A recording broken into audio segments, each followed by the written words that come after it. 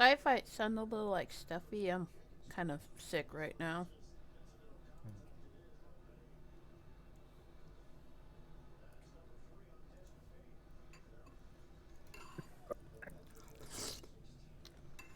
It's okay as long as you don't get us sick. More importantly, as long as you keep Clonk from getting sick. The most I have important thing. I have Spare the Dying. We're good.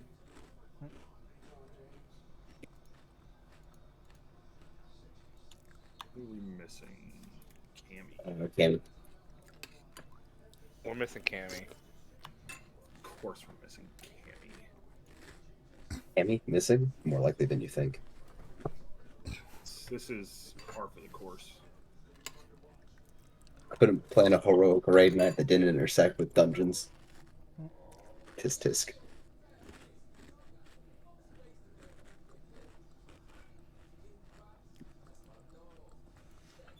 Hey, Cammy. It worked. Hello. I messaged him and said, "Get your D&D ass in here," and then he appeared. There's no way he actually saw my message, but I didn't. I take credit for it. It was all you. The credit is all yours. I sensed it. Is there a disturbance in the force? There was.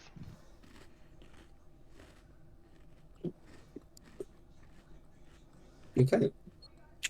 Well, seeing as everyone's here, why don't we run through who everyone's character is? It doesn't like you don't have to like reveal all your darkest secrets, but just like a who are you kind of vibe. Oh, okay.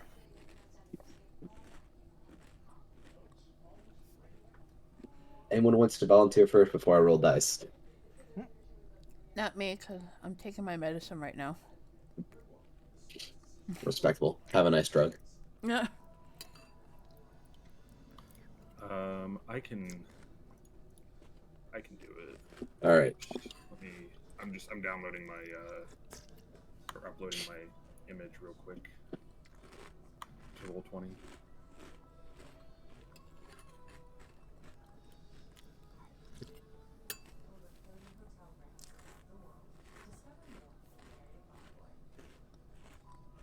Okay, so I don't know how this normally works. Do you do first person, third person? That is completely up to you.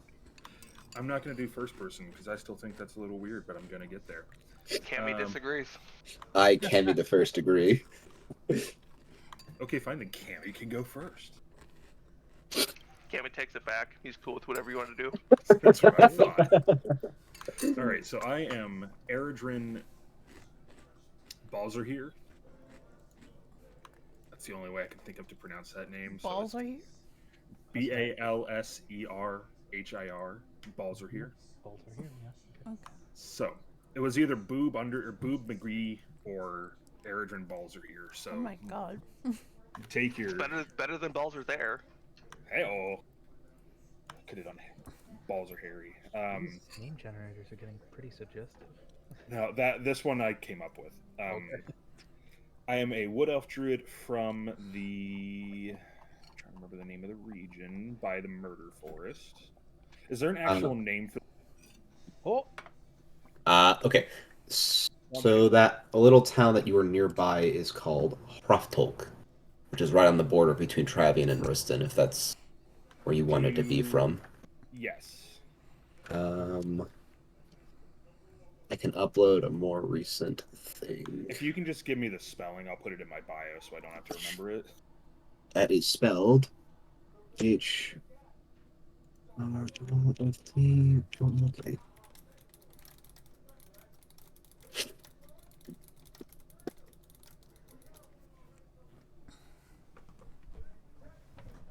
Yeah.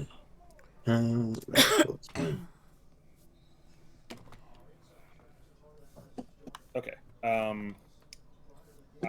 I'm a night elf druid from Hroftolk. Night Elf. I would... Loktar. Wood elf. Wood Elf. Listen here. Shut up. I'm a Night Elf Mohawk. I'm Hey. nervous. This is a no judging space until 2 minutes in. And then as soon as that 2 minutes passes, bam, you slip up once and you are boned. From Hraftalk. I don't know how much I want to get into. My character is Radrin is extremely obsessed with becoming more in touch with the Druidic powers, and he already feels like he is extremely in touch with them. So, kind of a eccentricity there with that. And the other fun thing about him is that he cannot use curse words. So He replaces them randomly. he can't say like fuck or anything. Instead of fuck, he will Fork. say cuss or fork. Wow. I will be impressed if Ursula the person can go the entire session without swearing. I am up for the challenge. All right, cool. Cammy, we'll go with you next. So Cammy is a Dragonborn, gem Dragonborn. So it's got like awesome, cool emerald colored skin, like dark green eyes. I have this necklace that's integral to my connection to my druid powers. It's like because like the gems are really important to me and like how I gain my connection to the ways of the druid. I really don't know. I don't. Where did I start on the map here? Because that Cammy You- doesn't know. You started in Riston with me. Like Yeah, in that big port thing, because my background, I'm a sailor. It's what I do. That's how I like got out So- and about to see the world. Go ahead. So you'd be from Ryla, which Spell that for me. that like it's already thrown in chat. If you open up the map in browser, like you can actually read the names, but if you look at it from Discord, everything looks like little squiggles. Okay, that's what I was trying to do. Like I knew the little like general spot where it was. So that's okay. Yeah, I see. Yeah, that is the current capital of Riston because the other one is a little evil right now. Oh. Just a little. Like imagine Visions of Nyalotha kind of vibe, but everywhere, and it doesn't turn off on Wednesdays. I like it.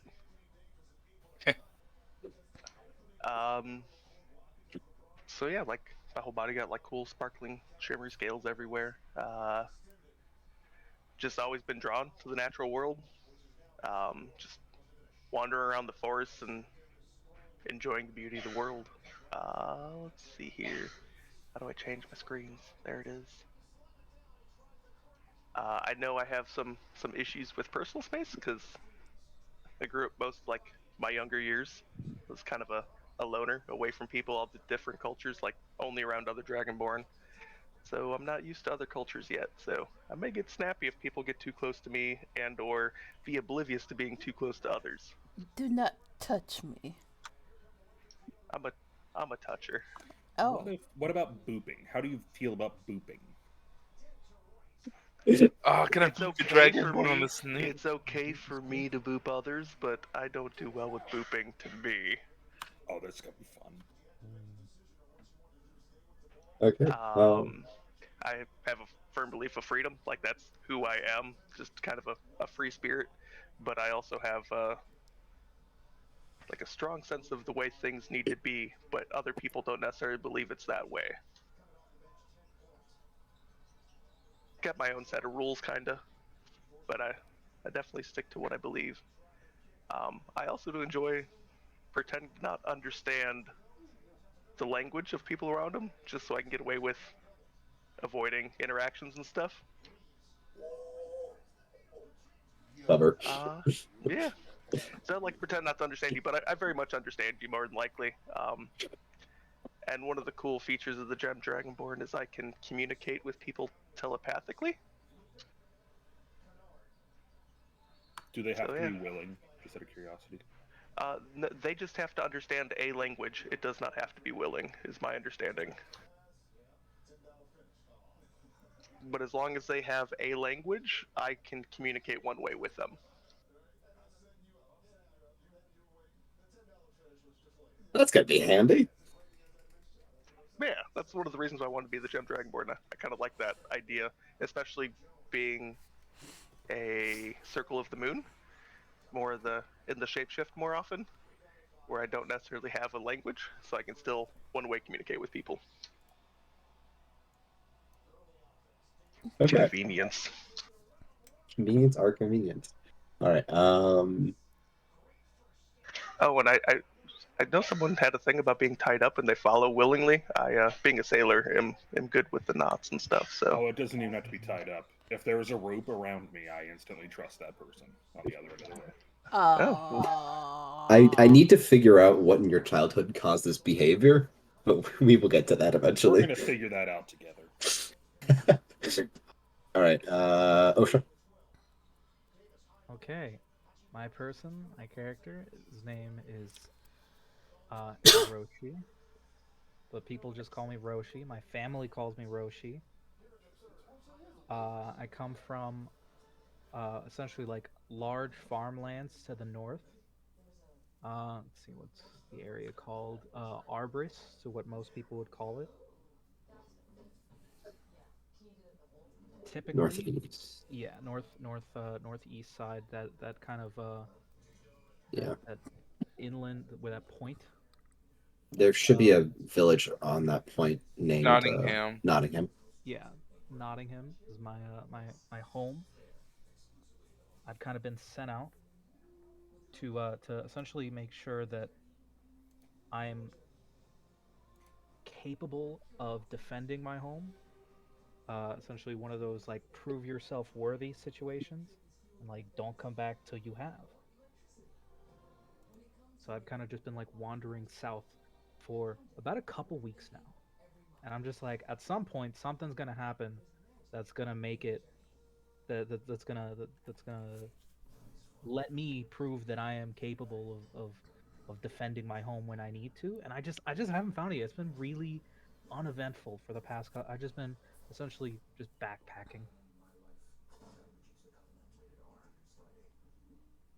I want to imagine you've been like searching high and low for adventure, and just like vaguely in the background are crazy adventurous things happening. You're like, why does anything cool happen when I'm around? Yeah. I've just been Okay. like, I guess, just wandering, vibing, being. Oh yeah, I'm a frog person. I'm a grung. Mentioned that once before, I think, but just so all knows. So very, very like small, bug-eyed, very calm, very like comfortable around water. You know, the homes is like marshlands ish. So like feel whomever was a sailor person, I'm a get to I'm gonna see that they got the sea leg chops too, and be like, hey, we probably relate somehow. Okay. checks out.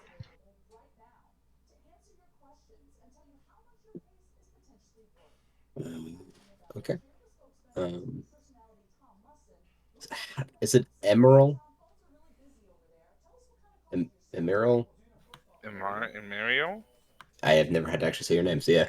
Oh my god, shame. Why is that shame? I just haven't had to. True. Alright, now, my name is Zarthir. I am a ASMR cleric. I come from Rayla? Yeah, Yeah. Raylia. Um, I follow the god Voldrun. So I'm all about protecting others, those around me, uh, making sure that those that can't fight will, and those that can't fight escape. Very optimistic, easygoing. I try not to let anything get me down, really, but I was sent out to look for something, and I still have not found that what I am after. Like a quest from your god, or just a personal Yeah, quest? pretty much.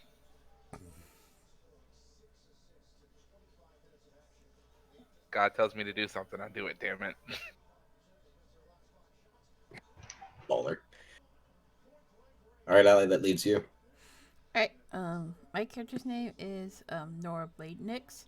Um, her people are a nomadic tribe of white dragonborn that live for the hunt.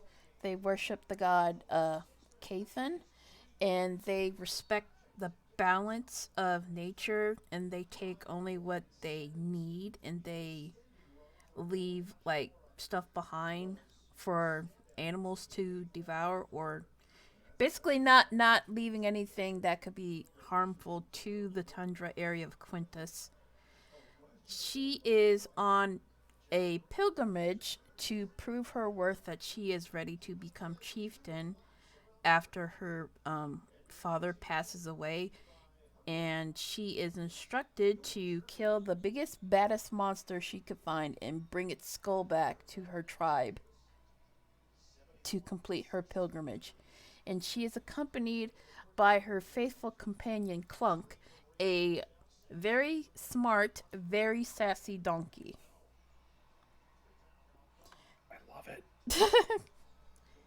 Whereas most hunters would usually pick like a wolf or some kind of cat beast to accompany them, she decides to take this donkey with her. And she treats him like family. And I think I'm done.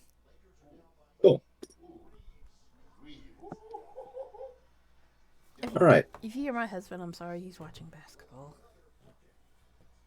Basketball can't hurt me anymore.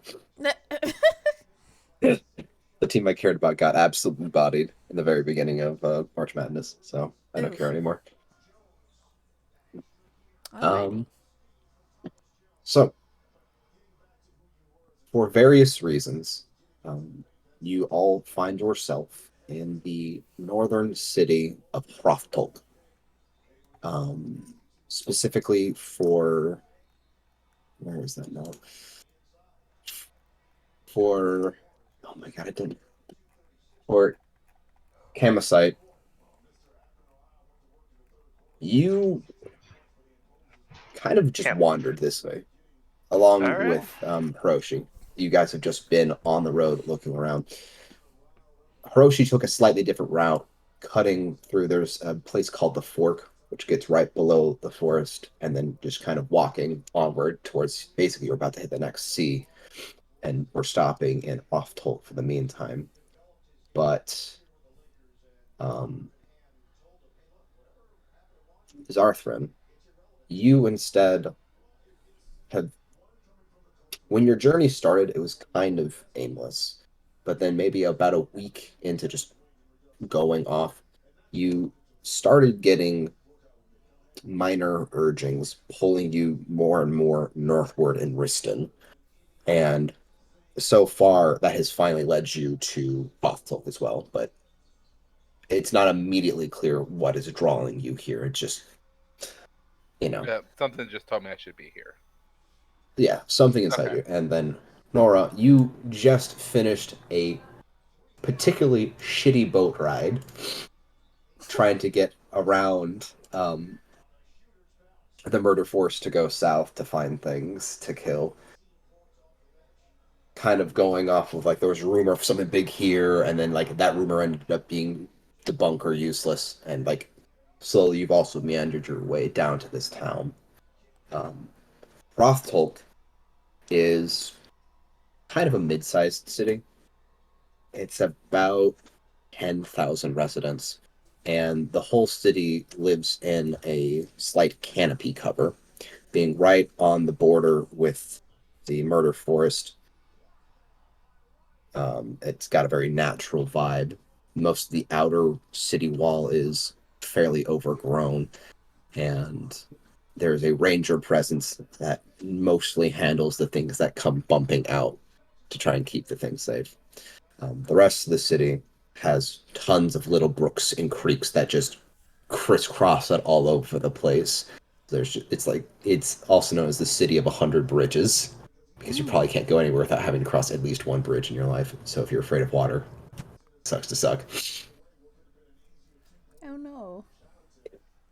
Um, and just kind of over the course of the day, each of you notice that there is a call to arms poster kind of littered about the streets on various street corners. Something along the lines of the city guard or the city's rangers currently a little stretched thin, and they are looking for volunteers to help lighten the load.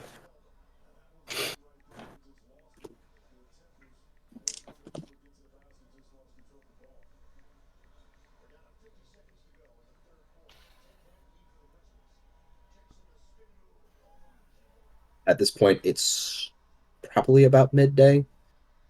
Given the season, it's actually a little bit chilly, somewhere in like the mid 40s with a nice breeze, and the town is generally in like a state of calm demeanor, like a lazy Sunday almost kind of vibe. What? No one's in church? Shame. This is not Catholicism. Shame. They're all Jews. Oh. Shame. Now, they are technically a part of Riston, so they follow the Four Brothers, but there's not that strict culture of there is a sacred day where you spend Yeah. most of it in worship. It's As more long as you like, go worship, that's all they ask for. I yeah, see. more the polytheistic vibe than monotheistic. But so, there you are. You all have the day to kind of do as you seek. So for those who've never really played D&D, this is completely fair game. But like, I want to go find the guard outpost, or I want to look to see if there's a blacksmith, or I want to throw a 14-year-old in the river and laugh at him. Like, all of it is fair game. That's kind of murder hobby, ain't it? I mean, it's not You murder. only tend to kill the It's only murder if they can't swim. Oh my god. God. But more so the vibe of just generally, like, I would just describe a scene like I have, and from there it's up to you to decide what you want to do. You are a person. I am a person, damn it. I want to go find my god's temple in this town. Okay. Seeing as you're new to this place, why don't you give me a an insight roll? Do we roll in game somewhere, and how do we do that? So on your character sheet, if you're on the character sheet tab, whenever I ask for like a skill roll, it's going to be on the list to the right of your ability scores, and you just click the ability score's name, and it should produce a roll. 16. Cool. Why is there a second number? That's if you want to consider it to be like roll for advantage or disadvantage. You just take the first number. Oh, that's neat. Yeah. Okay. Anyway. So pretty quickly you get an okay feel for the land. And just asking like one or so people, they get you pointed in the right direction. And there is a small shrine that is a outdoor forge in the middle of the industrial heart of the city. And there's a couple smaller blacksmiths around it, but the main forge is open for anybody traveling to use if they so need it and are skilled enough to do so. And the center of the forge is a small offering ball that is always smoldering and like a bright hot from the heat of the forges. And there's a singular cleric that is just tending the general area. Alright, I want to place my holy symbol in the offering bowl and pray to my god for a bit. Just like sign, like just see if I get like a sign of what I need to do, or you know. Okay, give me a religion check. Just see what happens.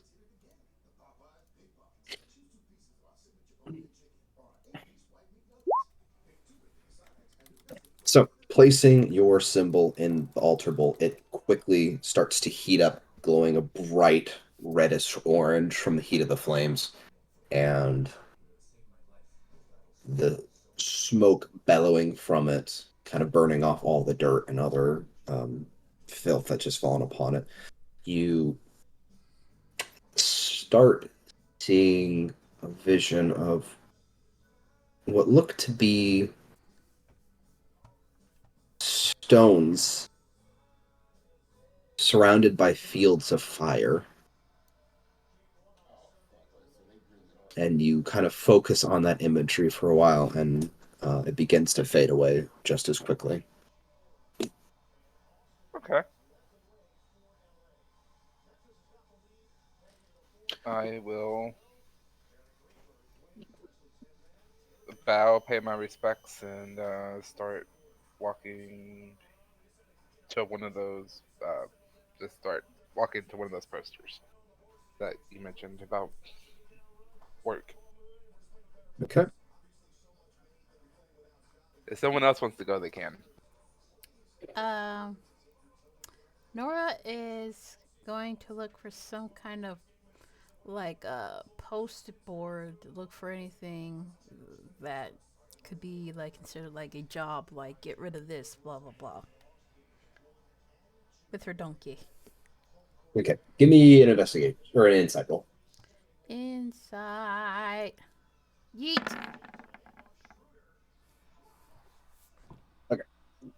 Pretty similarly, you get a sense of the flow for the town, and that leads you to roughly the center where there's lots of market stalls, and there's a large board set onto a oak tree, probably about 30 feet wide, just looming presence over the entire kind of market square. And you start flipping through the board. Nothing super catches your eye immediately. Like there's like a local alchemist is asking for some people to go collect out various kinds of plants for a reward. There's mention of a carpenter needing some aid repairing some fence from his nearby farm. And then your eyes eventually land on the rangers for the city are asking for volunteers to do a small investigation. They had received the notice mentions they've received several complaints about something odd going on in the general area, but they've been rather tied up with a surprising increase in monster attacks and strange oddities coming out from the forest, more so than usual. Aha, this is what I'm looking for, she says, and she will take the wanted poster and she will show it to Clunk. Look, Clunk, this shall be our first job. Yeah. Oh my god! Jesus Christ. That scared the shit out of me. It's the gift that keeps on giving right there. Okay. she will she will smile at his brag, and then she will start to gently tug him towards the direction of, I guess, the ranger outpost, I guess, Okay. to where they can pick up their first job in a new town. Alrighty. So it's my understanding that Cammy just got here. Yes. Cammy's gonna be his totally weird, unsocial self and just like explore all around the cool bridges and everything and see if anything nature like catches his attention. Just kind of checking everything out. So you're just vaguely wandering around the city, taking in all the sights and the smells. Again, like I said, you caught it kind of in an autumnish time, so the dense canopy that generally is covering the city is now starting to turn into like a brilliant range of oranges and reds and some browns. So it almost looks like if you looked at from above that the town was on fire. Oh my. crossing lots of brooks and streams, and it's honestly relatively pleasant from some of the more hustle bustle of the bigger cities. Um, but as you're wandering, you see an absolute specimen of a creature, a donkey of no equal, traveling with a rather built white dragonborn, which this had been the first time you had seen another dragonborn in probably months now. In a minute. Not a lot of us. Not a lot of you, and this is the first one in, like I said, a couple of months. But she seems like a dragonborn with a mission. I'm more interested in this donkey here. I want to see if I can communicate with him. Oh God. I'm gonna get like right up in his face and be weird about it too. Nora is going to look back and she's going to get in between him and Clunk. Excuse me, sir. What are you doing? I'm just saying hi. Oh my God. The growling. What? Stranger danger. She will raise an Um. eyebrow. If you want to say hi, you can say hi to me. And then she will pound her chest with her fist. Cam's gonna go ahead and cower a little bit and back up and like kind of be a little timid. Like, oh, so sorry. I didn't mean to give in. I don't know the rules. I'm just wanted to say hi. Well, hello then. What is your name, stranger? She will kind of bend forward so she can get a better look at him. My name is Camasite Camasite? Is that the name? Alderstone. Yep. I'm not gonna use the voice. Camasite Adderstone. It is a pleasure to meet you, Camasite. I have never met another one of my kind before outside of my tribe. This is most fortuitous.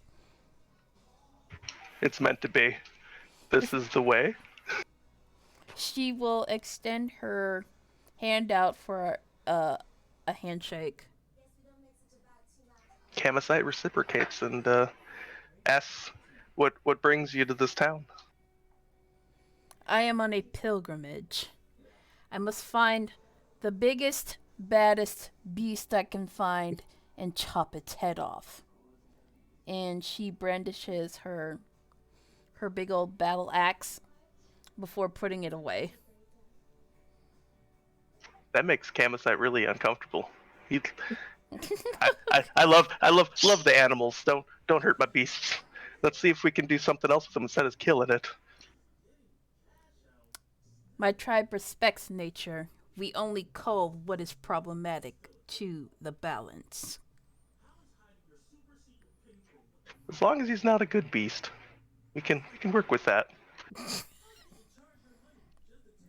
Clunk is going to walk from behind her and kind of look at the other Dragonborn like with scrutiny, with his little hay kind of hanging from the side of his mouth.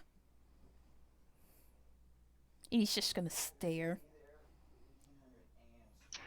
Again, Cammy's gonna have an awkward moment, and he's gonna grab the hay from it and put it in his mouth, and just kind of play with it and be cheeky. Oh no! Oh no! That's gonna immediately make him mad, and he's gonna try and lunge at you for his piece of hay back. Excuse me, oh dear. You roll a 1d20, so just in chat / roll 1d20 for Clunk's attempt to steal back his hay. Okay. Give me a second. I'll probably throw together a sheet for Clunk's. Ooh. So Clunk initially attempts to snag the hay from Camasite, but like just in his inspection of the hay, like he blissfully unaware pulls it out of Clunk's reach momentarily. Excuse me, sir. I don't think that's a good idea. She's gonna look like she's gonna wince as she stares at Clunk, who is getting more and more angry that his piece of hay has been stolen. Cammy splits it in half and gives him back half. Oh no!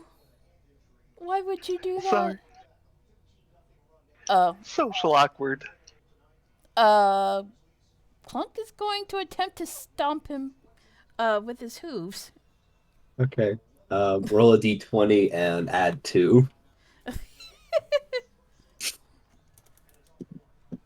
Slash RD20 plus 2. Oh! Oh, critted. So you are in the middle of splitting it in half when Clunk just rears up his front hoof and jams it as hard as he can straight into your big toe. Oh no! And he hits you for. He hits her for 6 damage. Oh, oof. Like, you can feel your foot actually kind of break as Oh. opposed to just the big toe. Clunk doesn't fuck around. Apparently not. I'm not anyone, I mean, you just stole something from him, so yeah, he's gonna be angry. Does Clunk understand any languages? No, Clunk is no. not smart enough to be, like, he understands like animal commands, but Yeah. not. So I can't telepathically talk to him directly. No, like if he had animal speak, you could like talk to him, but other than that, no. Fair enough. Upon doing that, Nora is going to grab the larger piece of hay and put it back in Clunk's mouth, which immediately calms him down.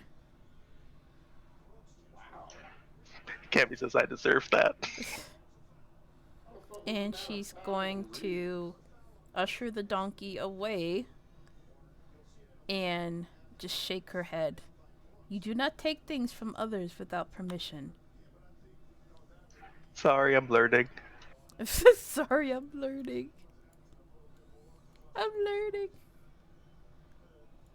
Now, if you'll excuse me, I must go find the ranger outpost. Ranger Outpost, what's that? Apparently, rangers in this particular town are looking for volunteers to find out some kind of issue that's going on within the nearby forest. I thought it might be worth looking at. Cammy loves the forest. Can Cammy follow? I'll be nice. I'll behave. Help me learn. As long as you don't steal anything from Clunk, it should be no issue. Cammy can do that. Are you gonna talk in third person? Oh yeah, Cammy always This is talks what in he third does. person.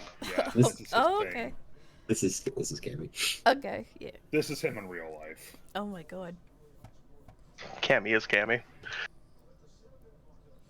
Then you may join us, Sir. And then Cammy follows. It keeps a very respectful distance of Clunk. Yeah, he's just staring at you like, I'm watching you. I'm watching you, motherfucker. Getting As the- the group is starting to walk away, Eradrin walks up and sees what has just happened and is extremely interested in Clunk's ability to break Cammy's toe. So I walk up and I say to Nora, excuse me, miss. The big lady will stop walking and she slowly turns around. I'm sorry to bother you, but is your... I don't know how to ask this. Everybody looks at me strange when I ask this. Is your donkey... Does he have a name? Yes, his name is Clunk. Oh, yes, Clunk. Does Clunk... And you may not know this. When you met Clunk, was he already a donkey? Yes. My tribe was set up to cook him for dinner until I said otherwise. This is interesting. I've always thought that when I saw I th- there's a story with my people that our arch druid has been trapped in the form of a four-legged animal. That's as far as the description is. It's a four-legged animal. And we are trying to find it. And I think, after seeing that display of athleticism and raw brutality, and honestly, sass, this might be him. She's going to raise an eyebrow and she's like, okay, but I think you've got the wrong donkey. You see, he's been in my family for many years. Right, right. But a druid lives for a very long time, especially when it's trapped. You wouldn't understand. Are you But- calling me stupid? Uninformed. Uninformed. I did notice, as I look back at Cammy, why does he have a piece of straw? And why does Clunk also have a piece of straw? We're sharing.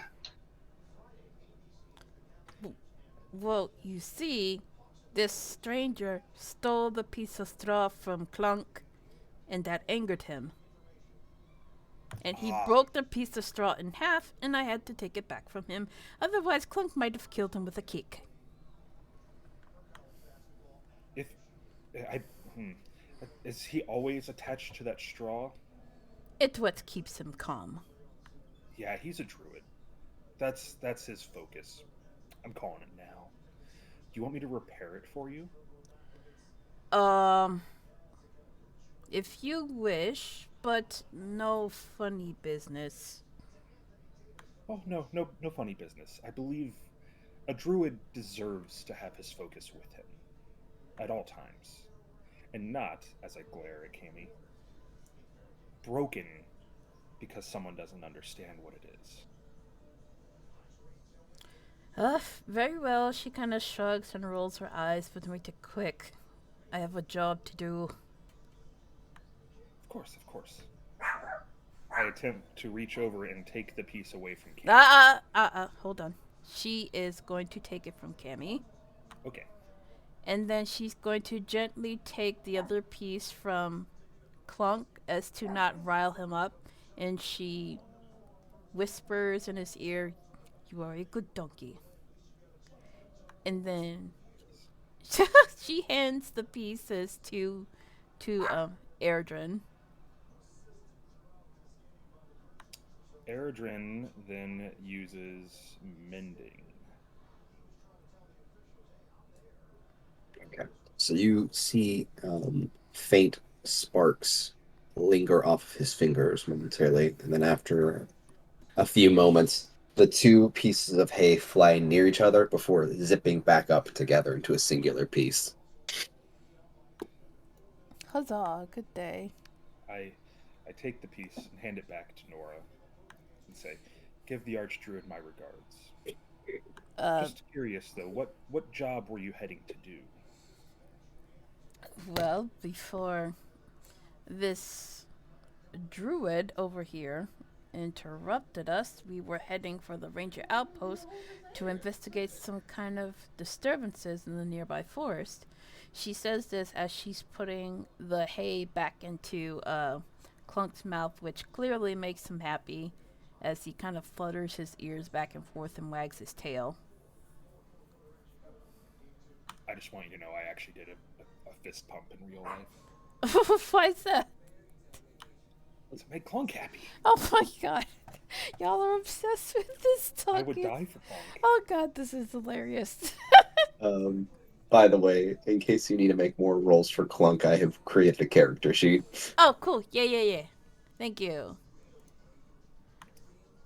I hear the story and the goal of you heading towards the outpost and decide I still think that this is the Archdruid. So I'm going to follow. And I don't really ask. I just kind of start following behind next to Cammy. She kind of just shakes her head. As long as you don't disturb us, you are welcome to come along. I elbow Cammy and say, "Man, I helped them. I repaired the druid's focus, and I'm not getting any warm feelings from this." Cammy shapeshifts into Clunk.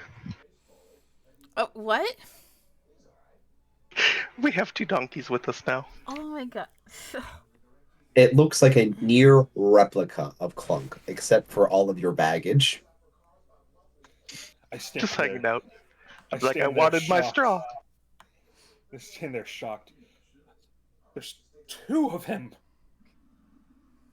I must follow now. I will But protect if- the Archdruid with my life. If I notice Nora turn around to see what's going on, I shapeshift immediately back normal. Till then, I'm the donkey. It's a game Oh. now. She's going to keep walking until she gets to the ranger outpost, kind of just ignoring the other 2 with their antics. And she's going to try and find someone that can help her with the piece of the piece of paper she took from the posting board. Someone who knows what they're doing. I don't like what that's implying, sir. Cammy is chaos. Cammy is chaos. I don't think I'm much different at the moment. No, You're yeah, fine. y'all are kind of crazy. Y'all are kind of crazy. So Hiroshi, from the distance, you were kind of just wandering through the markets, probably trying to get up some new foods as you've been out here for a while. And you see the entire display of a donkey crushing another person's foot before they talk for some time. Then there's suddenly 2 donkeys.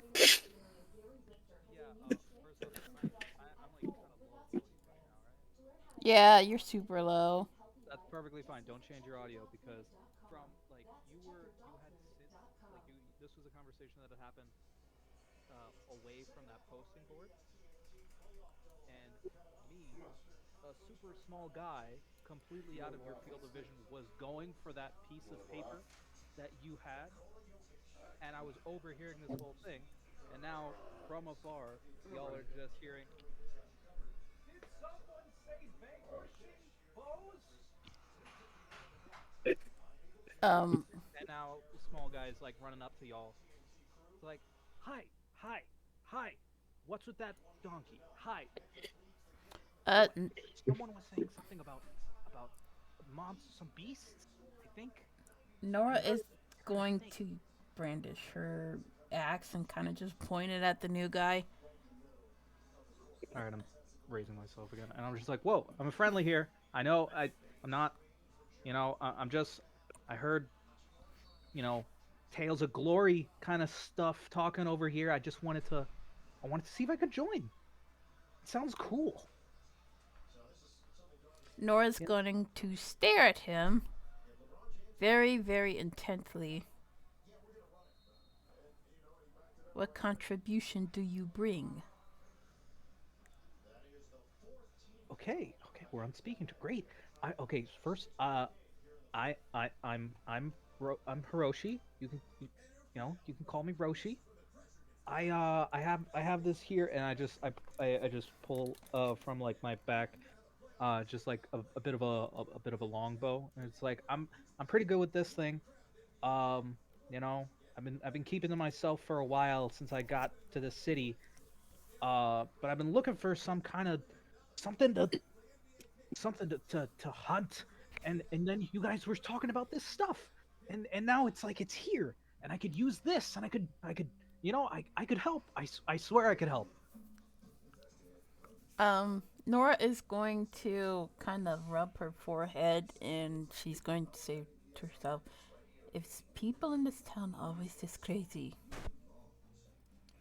And I've got no clue. I just got here. Yes, we are. she slowly shakes her head and she says, all right. As long as you calm down, you may join me and Clunk and those 2 on Hey, our mission." pleased to meet you. I'm just standing in the back next to the second donkey, and I wave at him. Nora's gonna look back. Cammy instantly changes. Has Nora noticed the second donkey yet? No, she hasn't. Nora, give me a perception check, and then Cammy, why don't you give me a stealth check? Oh, okay. Perception. The first contested roll of the night. Oh my. Well, to everyone else in the area, it is quite clear that Cammy just shifted himself back into a Dragonborn. Nora, you just like caught on just a little too late to turn your head around fast enough, and there's just a brief moment of a bit of wind flapping against Cammy's outfit. But no sign of a second donkey. She's going to raise her eyebrow and then kind of roll her eyes again, and then she's going to walk to the ranger station. Hopefully with no more distractions. Alas, this is nothing but distractions. We just need a Mariel to pop up going, Billy Mays here. No, I went to go look I at saw the, this boat in half. I mean, I went to go look at the flyer. So what did I see? So The actually the last. well, I'm on the way to go look at the flyer. So what did I see on my way? So you're going your way towards the center to find the flyers as you see Nora kind of talking, and the flyer that you were actually looking for is just kind of waving in the air as the whole group is having that moment.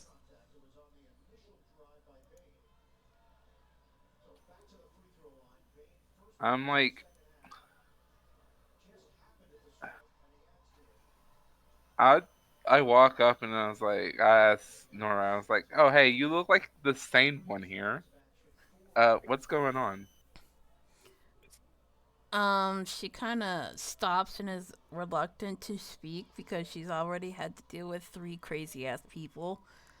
And then she replies, well, I was on my way to the ranger outpost when these 3 decided that they wanted to follow me. And harass my donkey for whatever reason. Excuse me. Harass is a strong term. I yell from the back while also like pointing a finger like, excuse me. It's a noble beast. Why would they insult such a fine creature? I'm not insulting. And I bow down in front of Clonk. Clunk is the archdruid. You show him proper respect. Clunk is going to spit in his face while he's kind of chewing on his hay, happily. I mean,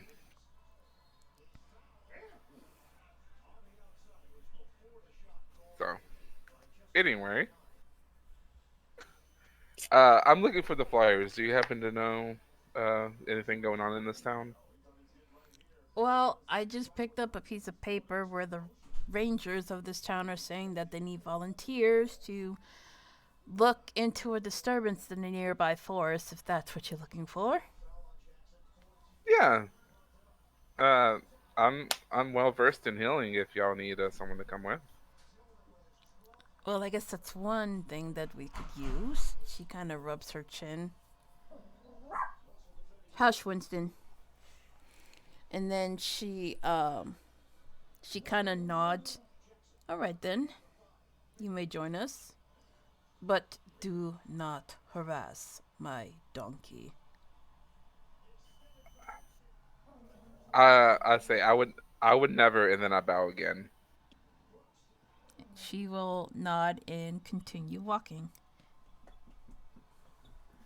So it's about 10 or so minutes with your motley crew before you reach a large tree-like structure where most of it has been hollowed out, and there are several little balconies working its way up. With the crest of the Rangers flying on a banner right outside the window. And if this isn't the Ranger outpost, I'm not really sure where else it would be.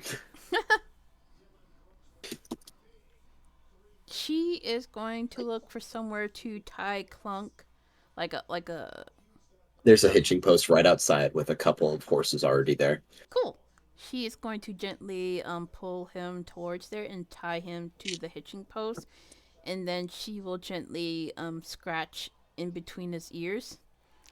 I will be back, my friend. And she is going to head inside. Cam Clunk immediately shapeshifts and walks behind her into Clunk. She's going to stop and look because she's like, what? Because she's hearing like clopping sounds like right behind her. Yep. Cammy does nothing. And you see Clunk. Wait, it's like you did not shapeshift, or you shapeshift back? I shapeshifted. I'm still Clunk right now. I'm just gonna go inside the building like Clunk because it's fun. So you turn around and Clunk is right behind you.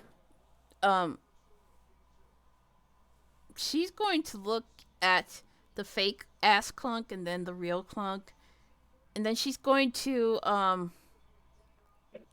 gently pull on the fake Clunk's tail to get him to change back, because that is not appropriate. Before walking in. Cammy does a stomp on her foot for revenge. Seriously? Okay. All right, Cam, give me an attack roll. I don't think I don't think you have like attacks made for your shapeshifted form, so just roll I don't know how that works. Okay, so okay, so you don't have that attack set up. So I'd probably just say in the chat bubble, roll put /roll 1d20 and then add -1.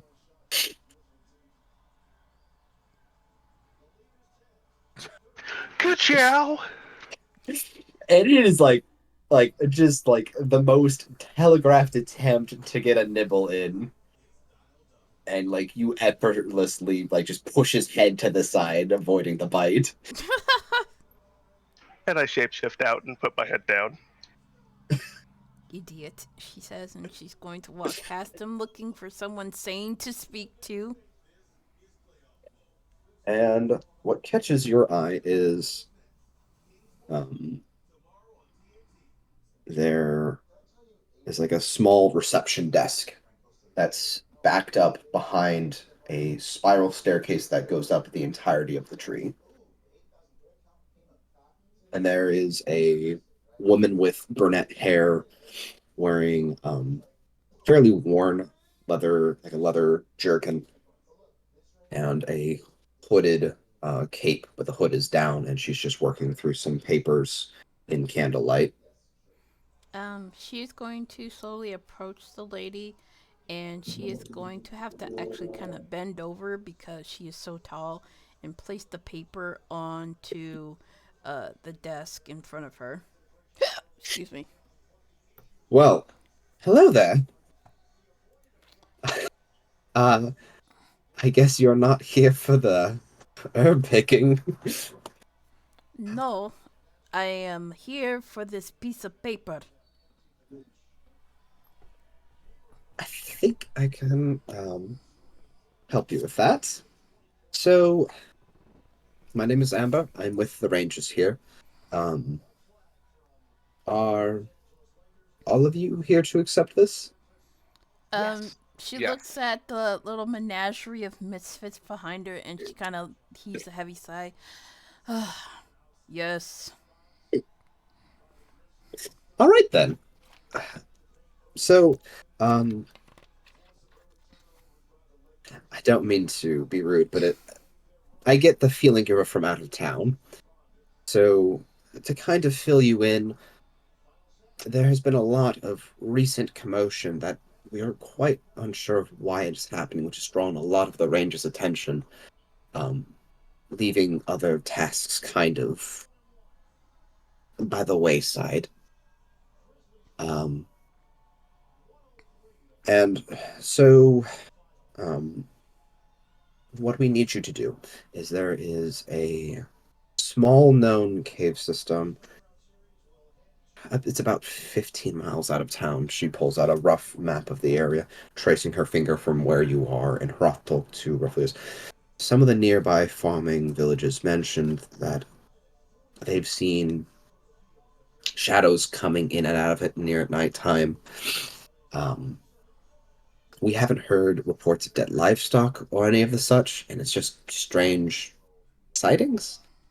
We don't suspect much to come of it, but we'd appreciate if your group here could go in, investigate the local area, and check out inside the deeper cave just to make sure everything's on the up and up.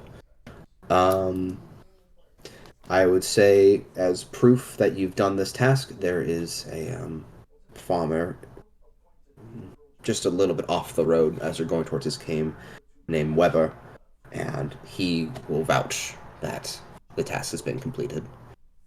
We are offering 5 gold for the whole job.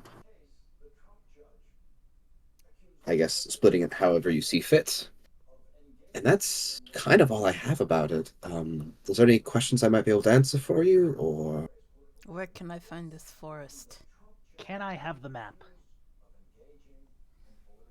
Yeah,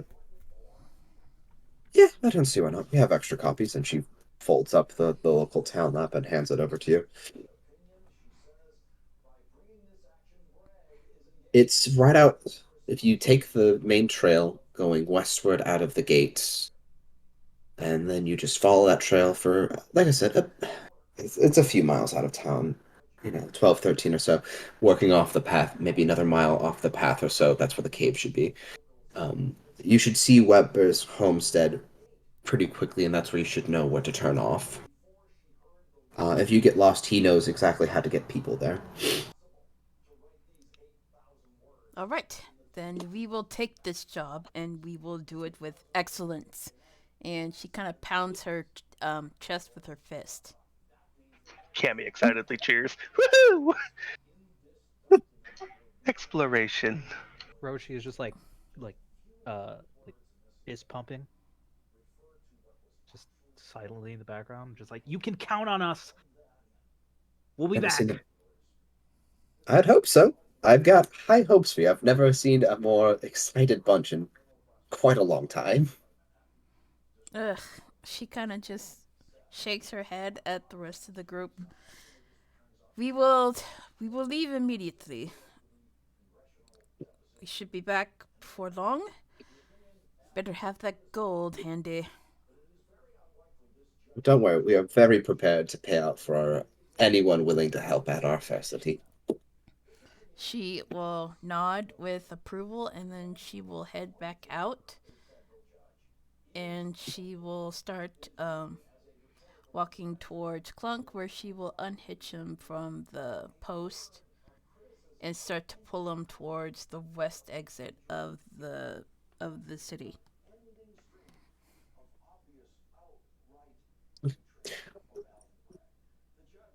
Is there any other preparations people like to do, or is the general consensus we're leaving now? I'm good with leaving. General consensus is leaving. Yeah. Cool. Yeah. Agreed. And you guys are on the trail.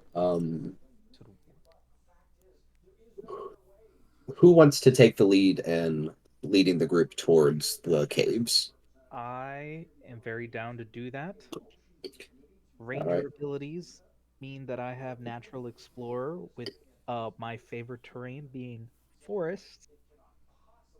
So I have double proficiency here for this Okay. check. Give me a survival check to navigate the group. Cool stuff. So it's just going to be a +2 to what I currently... you said survival? Mm-hmm.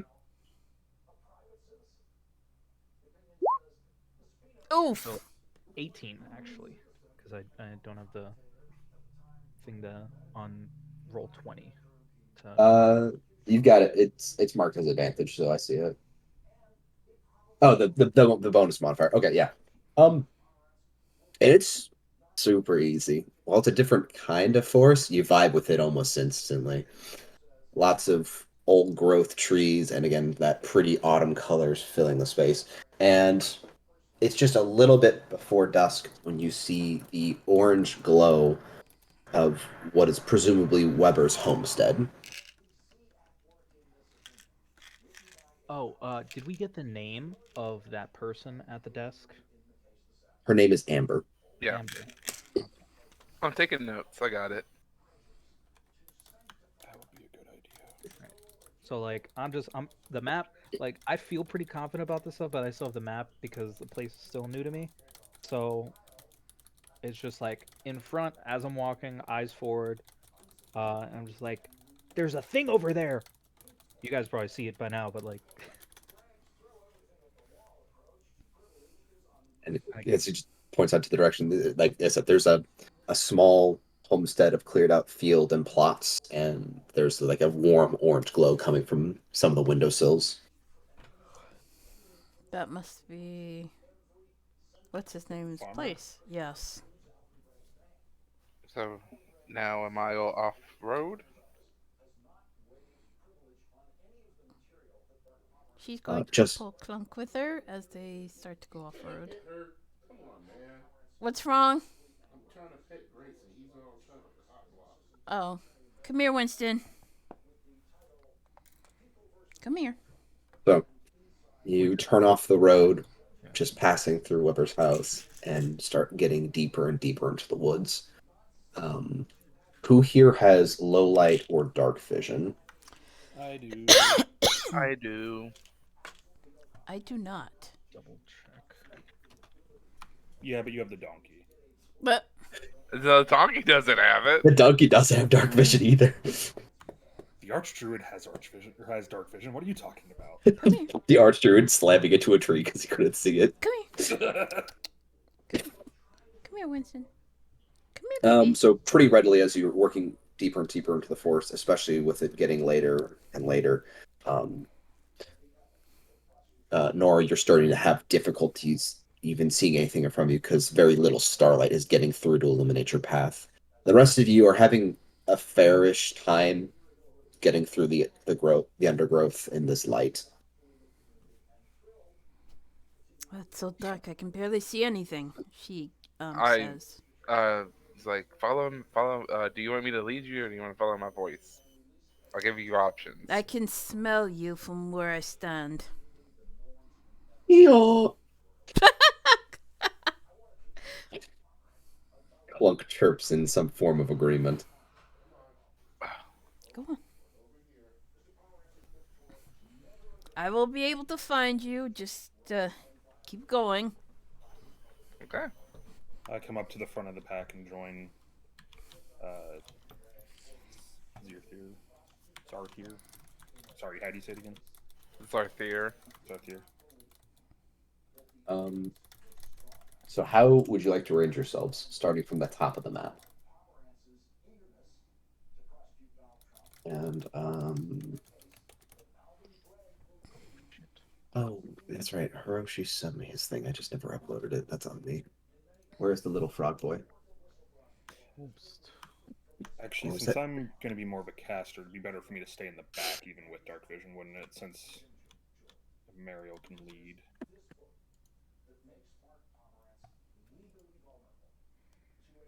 So I'll stay It in is. the back. Does Cammy sense anything about to happen that's would be uncomfortable for us? Nothing ever goes wrong with the woods, Cammy. Whatever happens in the woods stays in the woods. Because if Cammy feels uneasy, I feel like he shapeshifts into a wolf. To place a marker down for like my person, what's what do? So click Hiroshi and then go to bio, edit, and then there should be like an upload avatar section. Because I've got a picture for Hiroshi, but it's saved as a .web file. Oh, that's not even Hiroshi. That's just a frog picture Ali sent. But it saves as a .web file. We'll have to convert it. Wait a second. Oh, this accepts web format. Baller. We're downloading this anyways. Cool. There we go. Okay. And just delete tokens. This should just work. Tom Howard. Wait, so you're doing a thing over there? I think so. Did it not download correctly?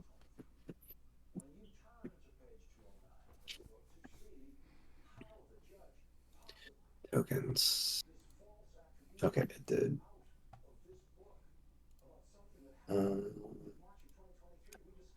Cool. Cool. And now just get you on the board. Show Is that Frog nameplate. from Chrono Cross? I fucking love you guys. We Teehee. get you that vibe.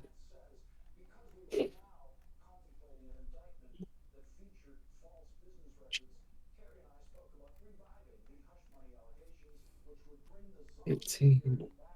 I guess we'll be like HPs. closer to the back if we're like thinking things are getting a little froggy.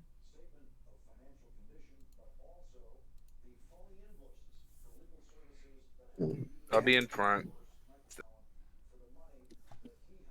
I'll be kind of behind the one that's leading.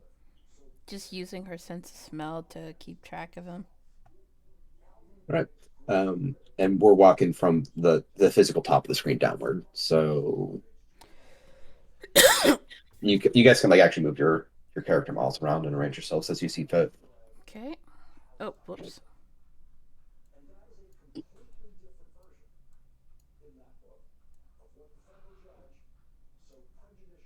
Oh, okay. Yeet.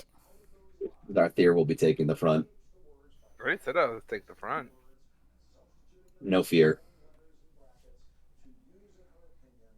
Okay. See, I think I have a torch.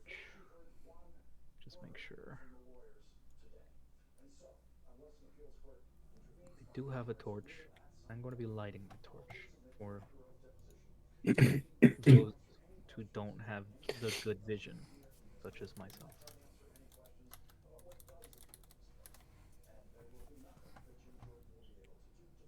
All right. And kind of as you're fumbling through the woods, you hear behind you Oh, what? Uh-huh. a big You torch. went garbled for a second. What was that? I think that was kind of the point. Just like a bunch of clicks as flint and steel Oh. goes off and the torch erupts into flame behind you, now finally giving you a little bit of vision. Ah, vision. A blessing from the gods. Sure. All right. And as you're working your way through this path,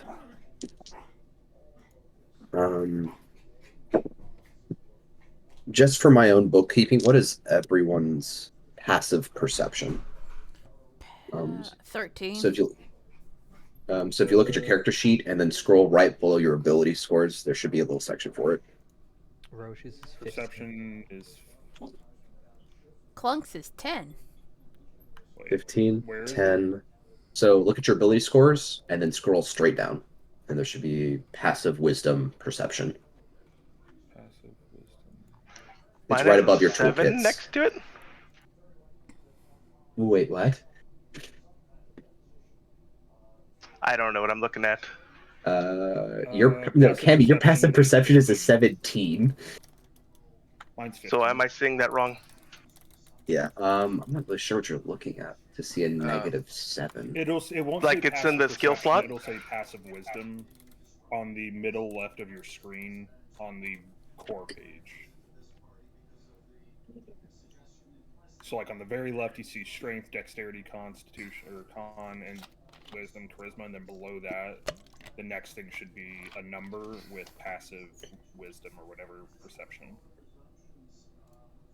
Mine's a 14. Oh, yep, I see it. 17.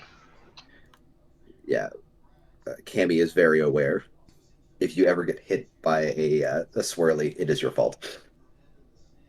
It's good to know. But you're continuing to travel down the trail, and this is fortunately it's mostly worked out. Anything in between drawn lines is normal movement. Everything outside of that is dense woods and is considered difficult terrain, which just means you move half distance in combat. To kind of quickly explain that, each square on this screen is 5 feet, and on your turn you can move, or you can move and perform an action. So- what did you just say about difficult terrain? So, on the path, it is normal terrain. It's relatively clear. Everything off of this path is difficult terrain. But you might ignore that because the woods is your favorite terrain. Yep. Anyone in my group, it ignores difficult terrain. So Hiroshi is just helpfully pointing out, like There's little. a rock over there. Come on, we gotta. And while it might seem annoying on the surface, it is quite helpful because Nora has yet to trip over a rock yet. Baller. Nice. And as you're working your way down this path, Cammy, you hear something snap in the distance. Do I And, recognize the sound? Why don't you give me a nature roll? See if you can identify it just off the sound.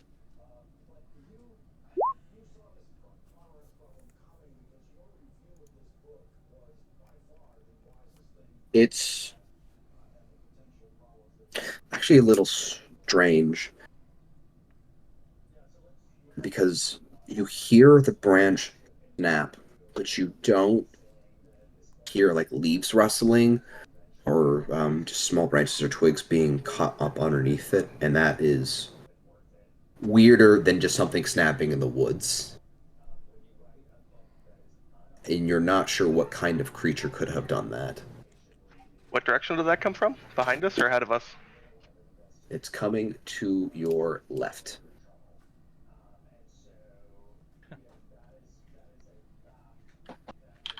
Cammy's gonna shapeshift to a wolf and move ahead towards the sound and let everyone know that I'm heading over that way before I shapeshift to go check out a sound. Don't stray too far. Nope, not going too far. I'm gonna ask. Like, I feel like I'm gonna go right there and see if I can kind of figure out what that was from that spot. I'm gonna ask. I'm a Nora, wolf now, so I should see better now, yeah? Actually, yes. Yeah, Like, I would you pick hear up a and little smell better and all that stuff, and bit. Wolf. Can you turn into a wolf though? it is a 'Cause- quarter CR is what it says I can do at level 2. Yeah, this is quarter CR, so you're good. I will send you this sheet because it's the exact these become your stats except for Okay. intelligence, wisdom, and charisma. So the thinky bits are the same. That's a plus. Does my passive perception drop going No. into the wolf if it was higher? Okay. No, like I said, passive perception is based off of wisdom, and that doesn't change between forms. Okay, I wasn't sure if I picked that up from the wolf too. Yeah, you pick up you have advantage on perception for hearing checks and smelling checks now, and I I could get what, a see- +3 perception, +4 stealth, 11 hit points, 13 armor class. Yep, everything on that sheet should be right. Where's that sheet at? Where would I see that at? I DM'd it to you. Okay, I see.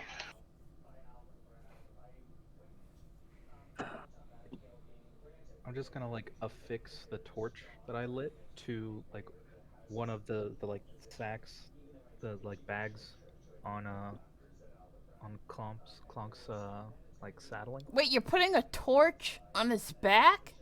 Well, I can't hold it. There's something. Are you There's, sure like, that? there's like a thing to affix. Is there not like something to like affix to? No, he does. He's got like He a little carries holding it. saddle for him to carry stuff, but you can't like put a torch on it because you might set it on fire. Are you sure you want to do that? I want to try carefully affixing the torch so that it would not catch things on fire. Why don't you give me a survival roll? Survival roll it is.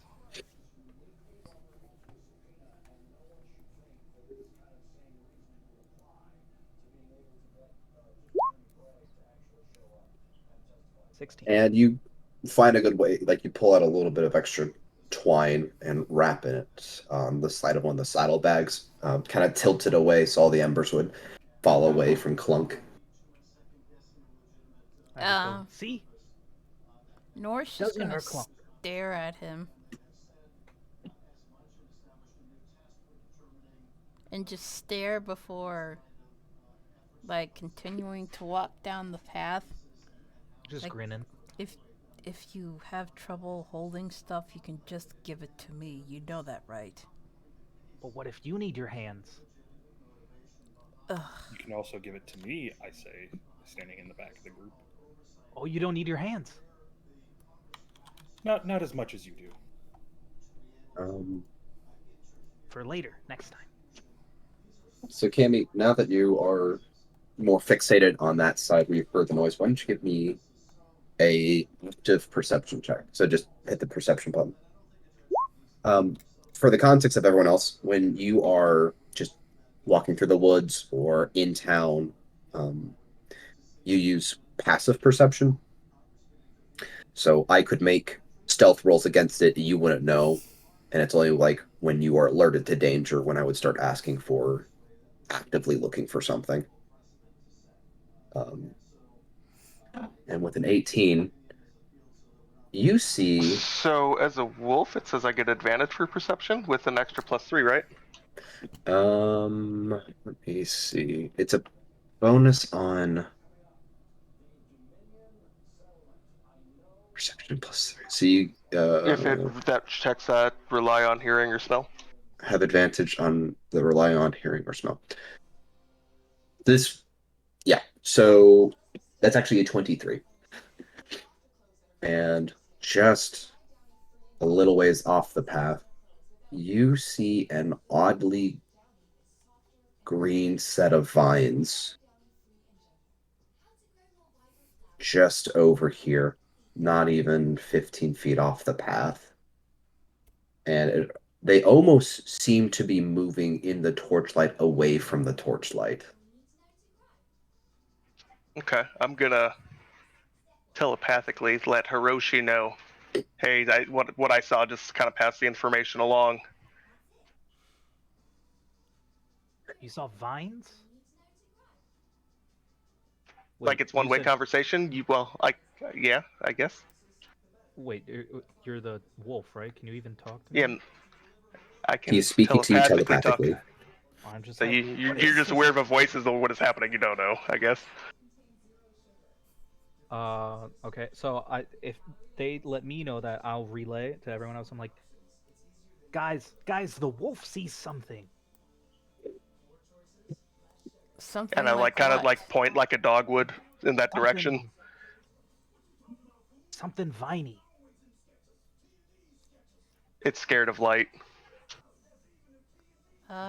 Nora's gonna take the torch from Clunk's saddle, and she's going to hold it up closer towards the vines.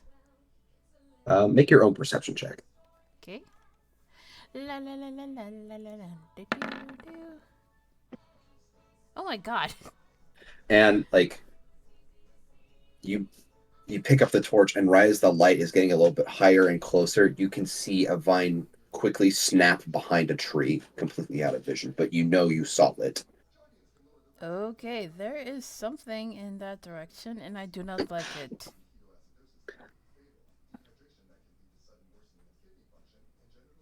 So the question is, since it doesn't like light, we all gather around the porch and keep moving, or do we go back and let them know that we did see something? Or do we fight it? There's that option too. But do you want to die? What You are said the you can heal chances? us, right?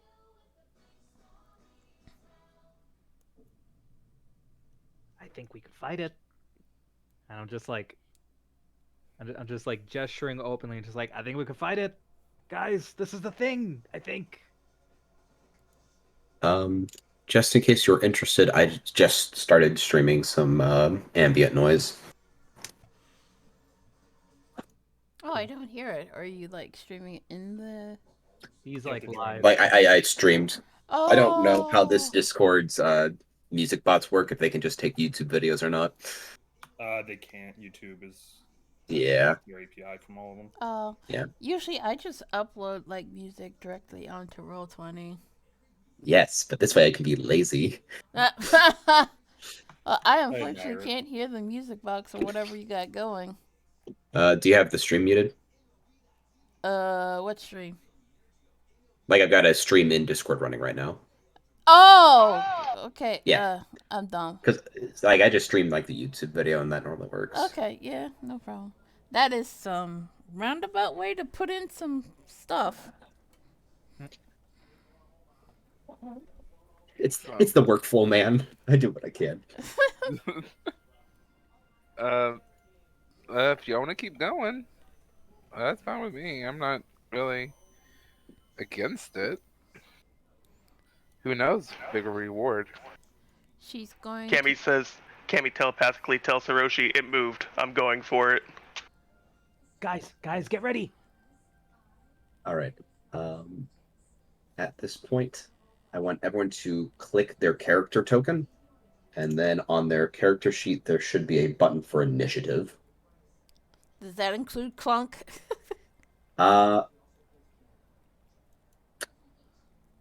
No, because Clunk would use your initiative. Okay. Because you can use your action to command Clunk to do something. Otherwise, Clunk is gonna do whatever the last thing you told him to do was. Oh God, what a shitty roll. Okay, so we click our sheet and we click our. So click your character token first. Yeah. And then you click the initiative button, which is right next to your armor class and above your HP. Did Cammy do it right? Yes. Wow, that is some initiatives. It's either really good or really bad.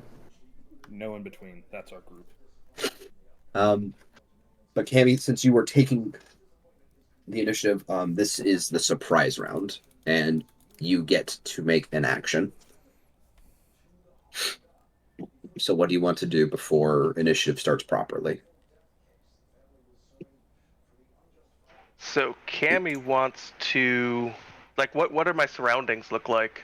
You are deep in the woods now. The brush cover is fairly thick between large old oaks and small shrubs and bushes covering most of the place. And I saw the vines like kind of wrapping behind a tree. You saw the vines wrapping behind a tree just over here. I'll even draw the tree. Behind that big old oak.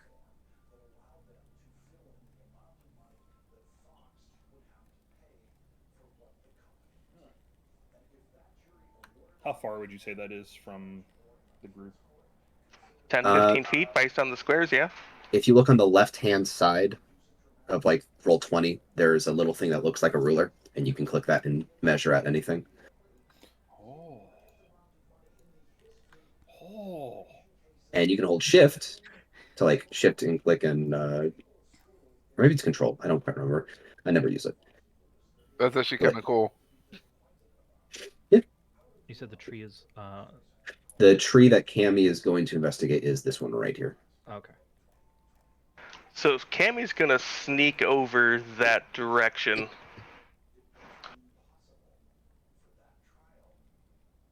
Okay. Move your model. You've got you're a wolf right now. Yeah, I'm a wolf So right now. you have 40 feet of movement, and again, because of Hiroshi, you don't have any movement penalties through the woods. Okay, and I saw it shift to like the right side of the tree. You move your character model wherever you want, so long as it's I just want to know within what direction I 40 saw it feet. move to. It moved directly behind it. It's like it's completely out of the light, somewhere back Okay. here. So I'm gonna go.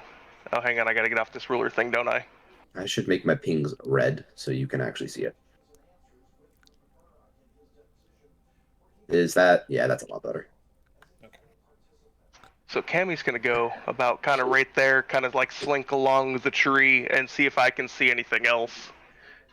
And behind the tree, you see a mound of vines wrapped around an ancient-looking stone, and all the vines are moving. Ooh, me Cam- no likey. Cammy likes stones, but I don't know that I like them that much. Is it aware that I'm there? Do I know? Like as you rounded the tree, all the vines started flipping in your direction. Uh-oh. Okay. Cammy's gonna telepathically yell to Hiroshi, "It's over here, help!" As I'm gonna kind of backtrack to the thing right about to here. I should still have that movement. Hopefully, it didn't get me. Yeah. And that was the surprise round, so we are now in initiative proper.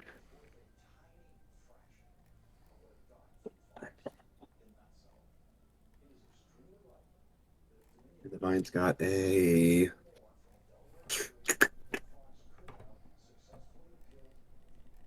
When I was over there, did I notice any other vine things? Or just the one Give thing? me one more perception check to see what you see before you pull back. Yeah, Cammy there perceives was- all. there was actually a couple of them lying in wait. Okay. One over there and one over here.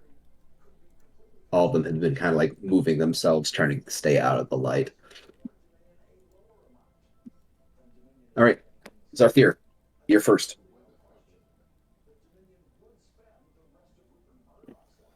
I will ready my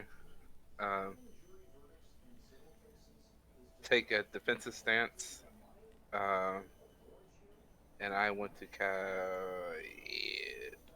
is that line of sight? You think? It's up to you. Yeah. Let me read this spell. Just give me a second. I don't like that sound. Silly steps. Well, technically, I can't see it because it's behind a tree, so I can't use it. What are you trying to use? Sacred Flame. Yeah, you will need to see the target. Though actually, because Cammy pointed him out to you, you can see that one. Oh, then I'll cast Sacred Flames on that one. Oh, and Cammy forgot he has spells. Can I fairy fire him before I jump back? Can you? Yeah, you because you're circle, you can cast well shapeshifted. So yeah, you can cast fairy fire. Sacred Flames when actually 60 feet. Yep, go for it. Must succeed a dexterity saving throw or take damage. What is your saving throw? I'm trying to find it on my character sheet. It should be 10 plus proficiency plus wisdom for you. So 10 plus 2, proficiency plus wisdom. If you check your spell section, So 18. if you check the spell section of your character sheet, it should give you your DC and everything. Yep, spell save DC 14. Okay. So you whip your hand towards the direction of the vines, saying a prayer to Volrune, and a trail of fiery light jettisons from your hand, wrapping around it, and it burns in a golden light. You can roll damage now, which is 1d8. Yep.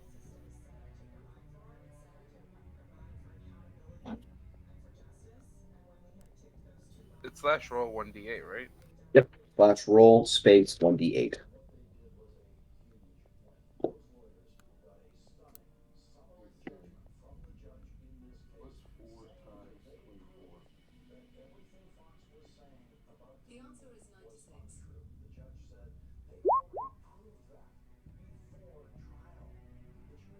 Nice.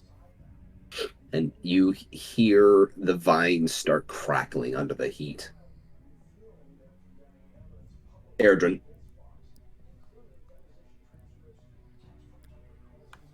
Okay. I think they hate. I'm gonna shout out. I think they hate fire, guys. Just pointing out the obvious at this point. Good to know.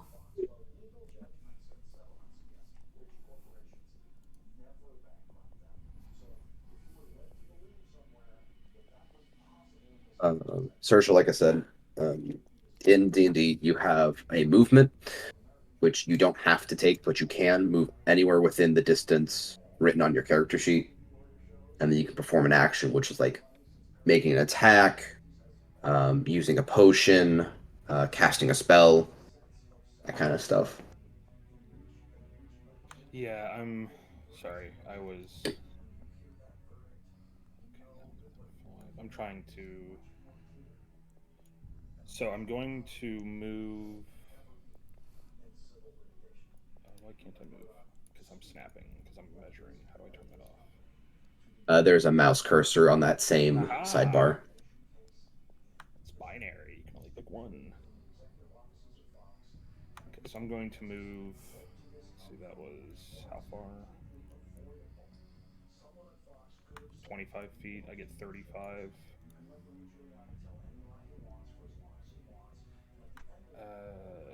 Okay.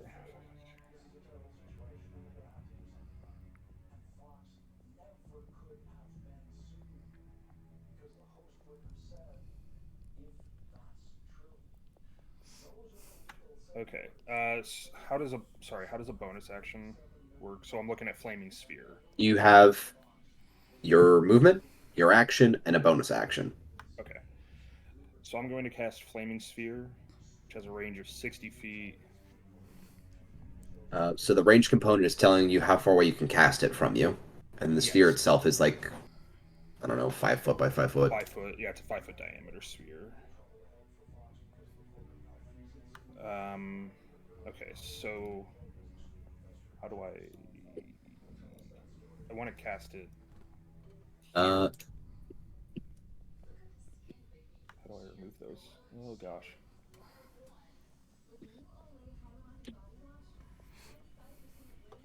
give me just 1 second. I'm gonna do you one better. Okay. Sorry. No, you're fine.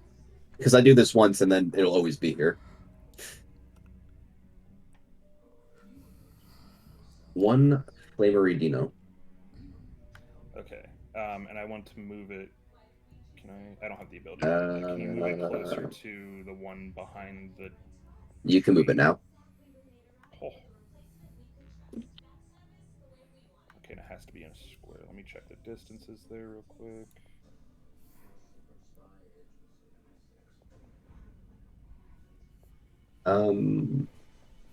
Are the names visible to you guys on, like, you can see Yes. who Cam's? Okay, cool. Yeah. So I use the bonus action to move it there. Were we able to tell if the vines were able to move? Or are they No one has told you if they can move out of, like, if they can physically move or not. Do I need to be close enough to do a check for that, or how does that work? So you could try a knowledge nature to identify what these are, or you could just wait for them to do something and then you know what they do. But so far, people only mention like they've moved their vines around and not the actual body. We'll play the odds here. Okay. And I'm actually going to ram the spear into the vines.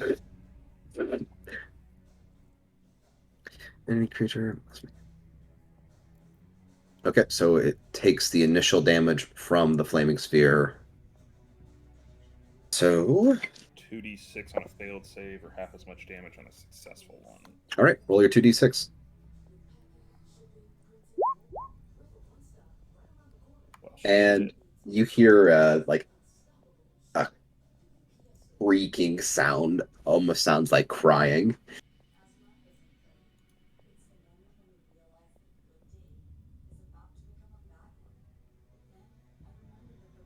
Wham!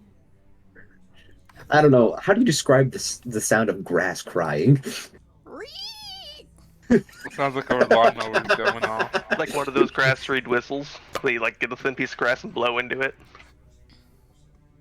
And you see it kind of work its way from out underneath the sphere and lash out its tendrils at Kamosite in his wolven form. Hobby Kamosite. Whee! Hammy does a 13 Beecher armor class. Wolf is. Hang on, I gotta look at the sheet. A wolf's got an AC of 13. Yes, I am 13. Okay, so the lions quickly lash out in your direction and then start wrapping around your body, pulling you to the ground. And he slaps you for 5 damage, bludgeoning. So let's see. The wolf normally has 11. So you will go Temporary until hit points to 7. you will go until the wolf goes to 0, and then you're back at whatever your physical body's life was. Okay. Am I pinned down right now? You are currently grappled, Okay.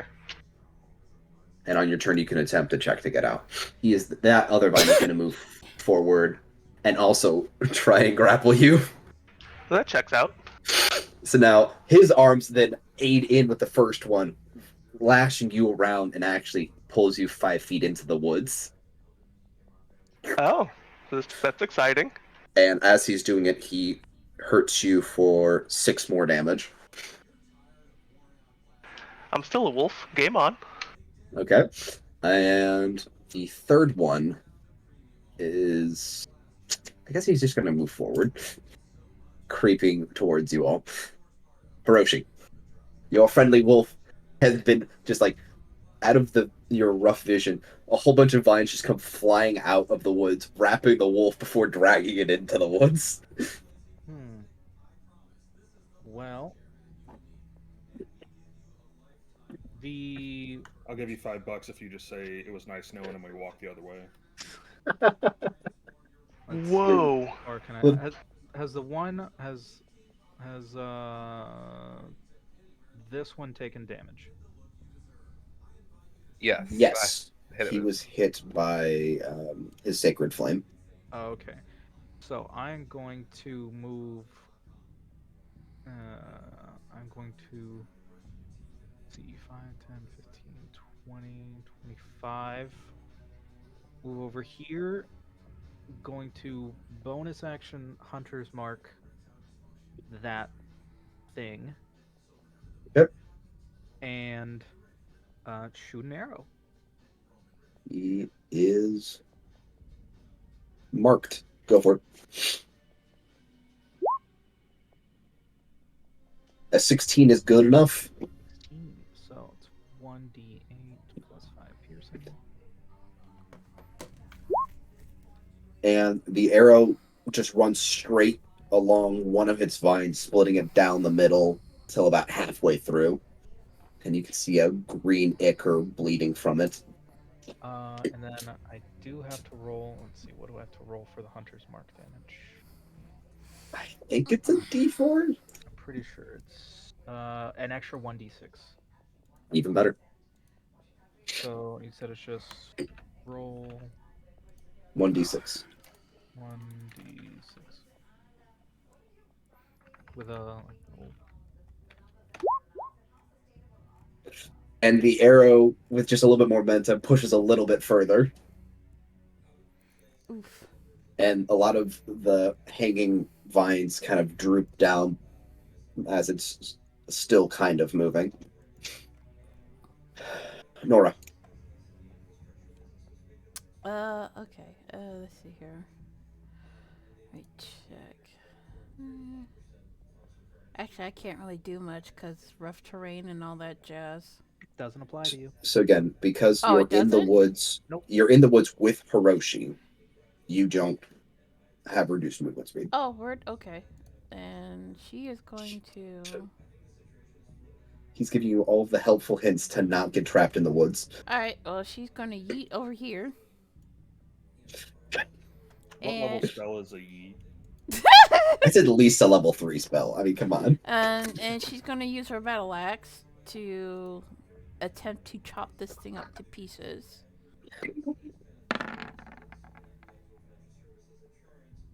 So you come just barreling through the woods, crushing through a couple smaller brush before you see this again, like fairly large viney plant wrapped around some kind of stone, illuminated in the orange light. And as you just round the corner, you take your axe and just cleave right into the side of it. Roll for damage. Oh boy, 4. You manage to chop one of its vines clean off before the axe slams into the tree. All right, Camelsight. So right now I'm grappled. You are grappled by Um, 2 different creatures.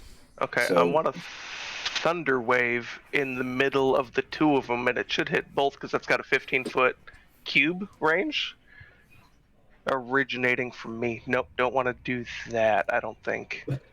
Nora will forgive you. No, Nora will not. Nora will not forgive me. Cammy knows better. Wait. What are you trying to do?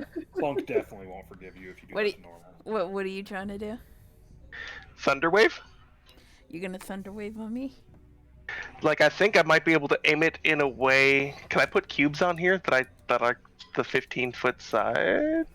She will forgive you, but down the line you might get smacked in the face. Because that does 2d8 of thunder damage, and it pushes things 10 feet away from me on a successful hit. I'm just trying to see. So it's a 15-foot cube that originates from me. So that's these 2 guys are definitely in the area. She will forgive you, but down the line you might get smacked in the face. So, your call. Because yeah, that's only 5 feet. That's 10 feet. I wonder if I can position, like, can I position the cube in a way that would not hit Nora? Like if I turn my body and say it wants to go this way.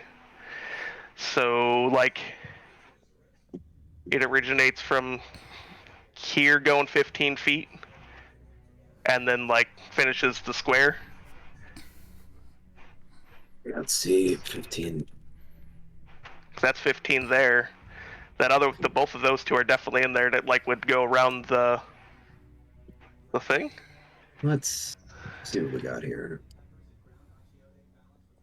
Freehand. Okay, so straight line from point 15, and then it's like that, and then a little bit more like that.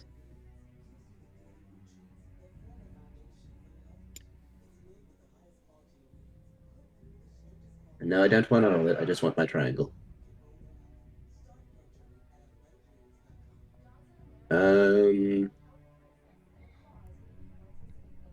And I don't know how to put it on here too. Like I have my breath weapon as well. That may be a better option. If you did it like this, you barely miss Nora. I like it. Let's go with it. All right. My favorite part of the spell is it makes a noise that's audible 300 feet away, so we're gonna get some attention. Okay. All right. So how do I do this on here? So mark that you've cast Thunderwave because it's one of your first level spells per day. It should be just in the spell tab. There's probably like a running column. Yeah, there's like a column, and then I just mark it red, and then just put that the slots are remaining 2 now. So it starts with 3. Yep. The dot generally signifies what you've prepared, but you've prepared everything because that's all you know. Okay. So just make sure the slots remaining is accurate, and we're all cool.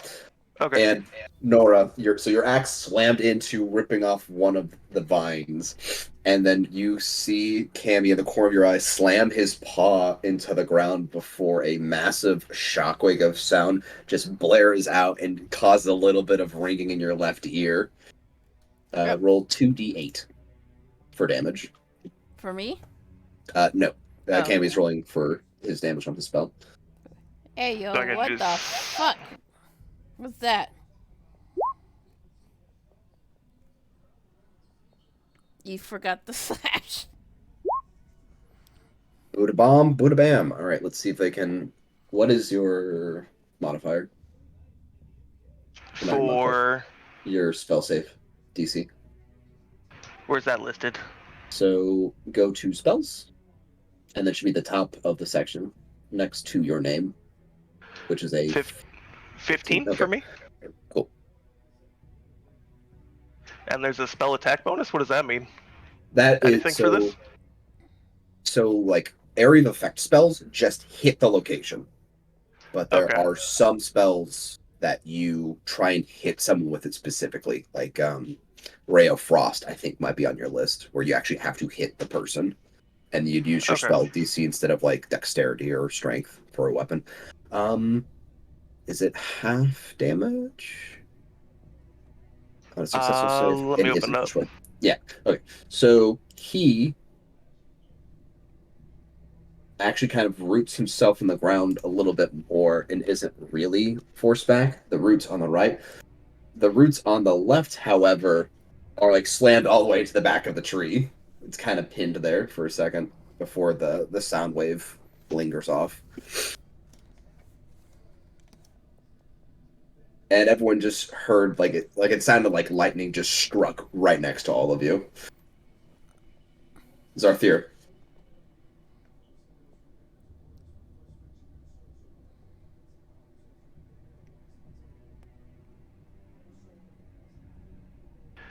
And does that allow me the ability to move after I cast?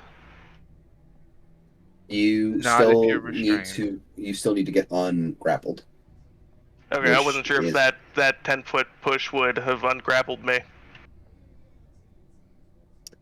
I would say for one of it, but the other ones didn't move. The one closer to Nora still has me. Yes. Okay. So you could attempt a. What is that? A strength saving throw to break out of the vines.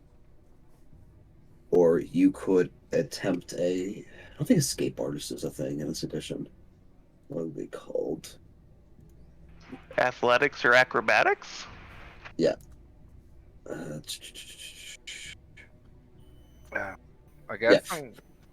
So you can either attempt an acrobatics to get out or an athletics check to break out. Do I get a bonus to anything as being a wolf? No. Wolf is just Okay. perception. Okay, so just athletics. Here goes. And you're still very stuck. Oh Sorry, yeah. Where's Arthur? I guess I'm gonna cast Guiding Bolt.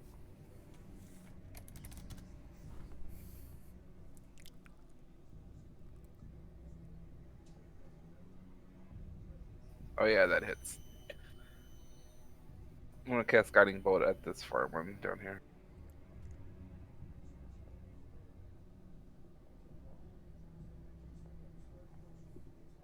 Let's see. Okay, so this is a ranged spell attack. Yep, so it goes off my spell attack.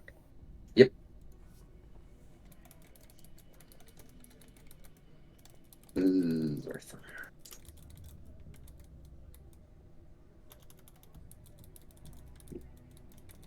Is there like a button I can click for it or no? No. You just need to roll 1d20 and add 6. Okay. You can like make it later in just like your attack section if you want. Okay.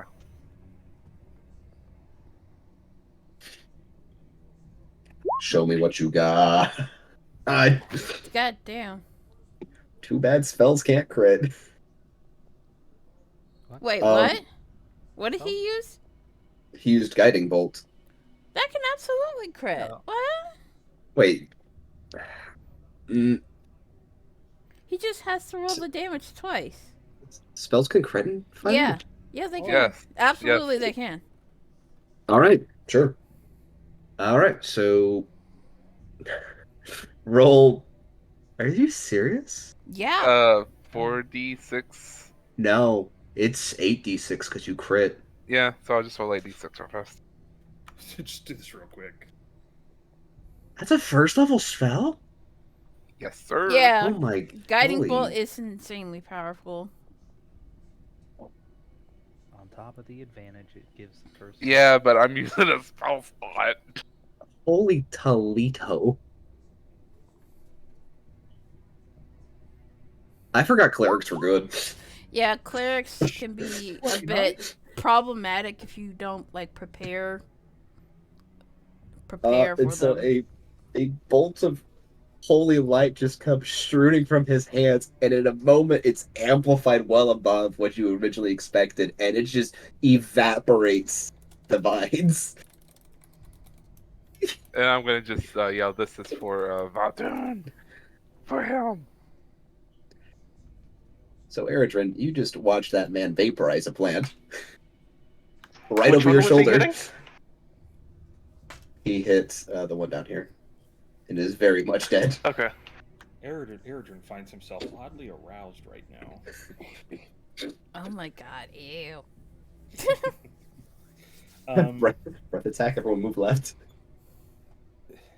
Okay, so I'm going to break the concentration on the flaming sphere, so it's gone. Okay. Is Cammy, are you still in wolf form, or are you back in the 1420 as your actual HP? I'm in wolf form, but it does carry over once I break out of it. So it's not like you can do whatever damage. I'm just magically a druid again. Like it carries over. So I have 15 health. I was contemplating healing you, Oh, because I do have healing word. I wouldn't worry about it. I still got a wild shape left, and can basically reset my wolf hit points again. I'm trying to remember.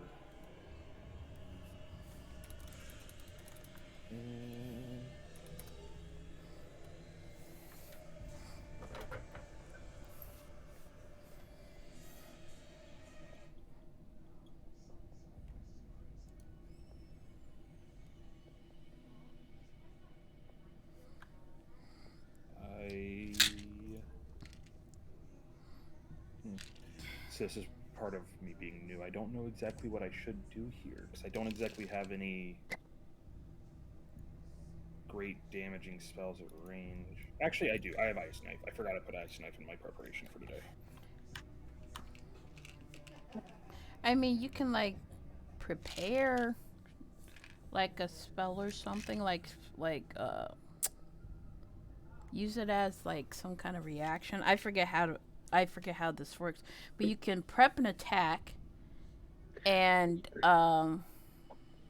It's called taking a readied action, yeah, ready to action.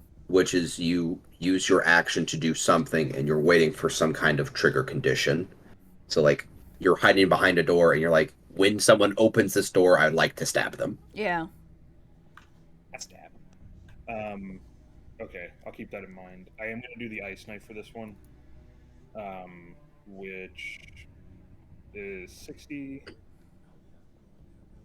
feet, and I'm going to attack the top vines, which I do have line of sight of already, so I don't even need to move. So that'd be 1d10.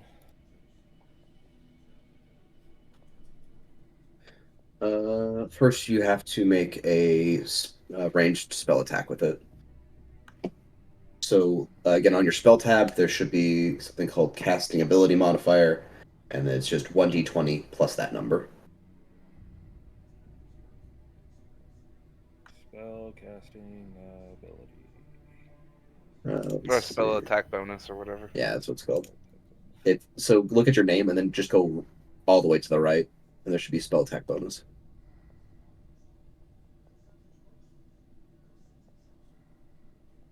Oh, 5. Sorry, I was on the core page. Nope, you're good. So, what do I do with that now? Sorry. So 1d20 plus the 5, and that is, did the ice knife hit or not? Do I do the +5 within the roll 1d20 or just add it when it's done? It's /roll space 1d20 plus 5. Yep. And the knife hits cleanly, so roll I for do the... roll 1d10. Yes.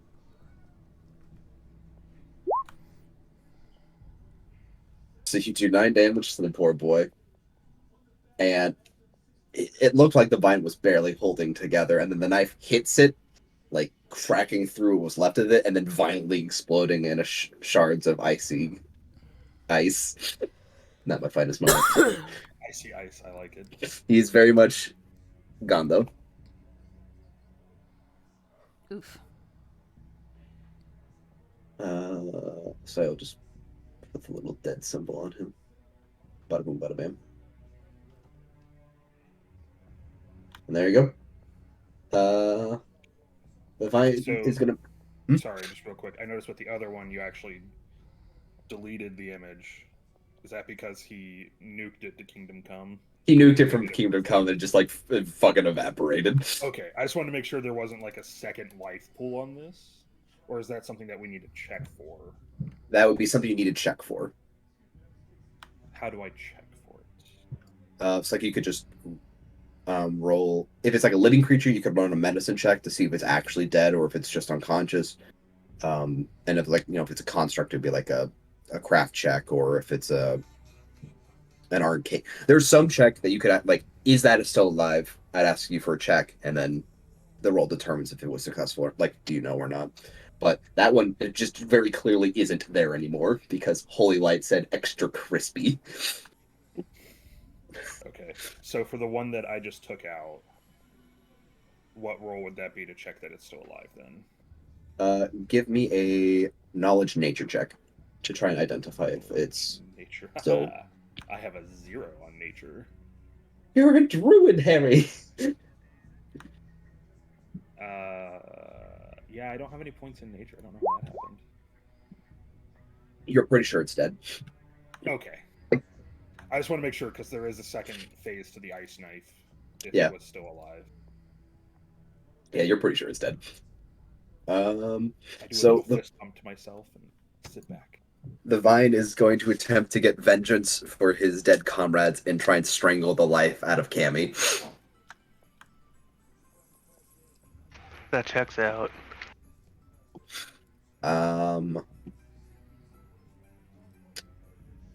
And since you are already grappled, let's see. The target is restrained and takes enough poison damage that you go from being a wolf to being a person. As you can see, a poison start leaching from the vines into your fur. You are now a man, or I guess a lizard. Hiroshi. So I lose my temporary hit points back to a man, and I still have my 14 hit points. I didn't lose any more than that. I am pretty sure damage doesn't roll over from a single attack. Okay. I'll need to double check that in the future.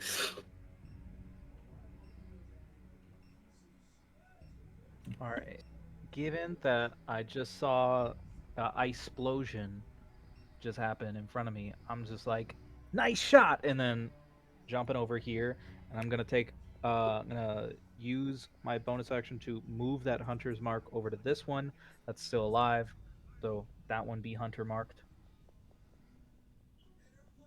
All right, And he's marked.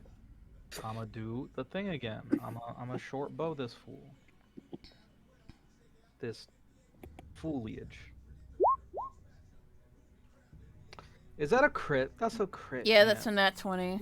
That's a crit. Oh my god! All right, roll for damage and double it. That's 2. Yeah, just click short bow on the chat box. Just click and it'll do damage for you.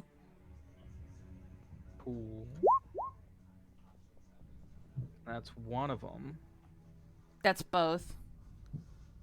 It rolled both of the. Yeah, it rolled both. So you get an 8 and a 6, so you get a total of 14 damage. Oh, okay, cool. So there's that, and then also roll 2d6 for hunter's mark. And the arrow just cuts clean through the rest of his body. The arrow landing just a little bit in front of Cammy. But the vine kind of gives up the last bit of its energy before collapsing onto the ground.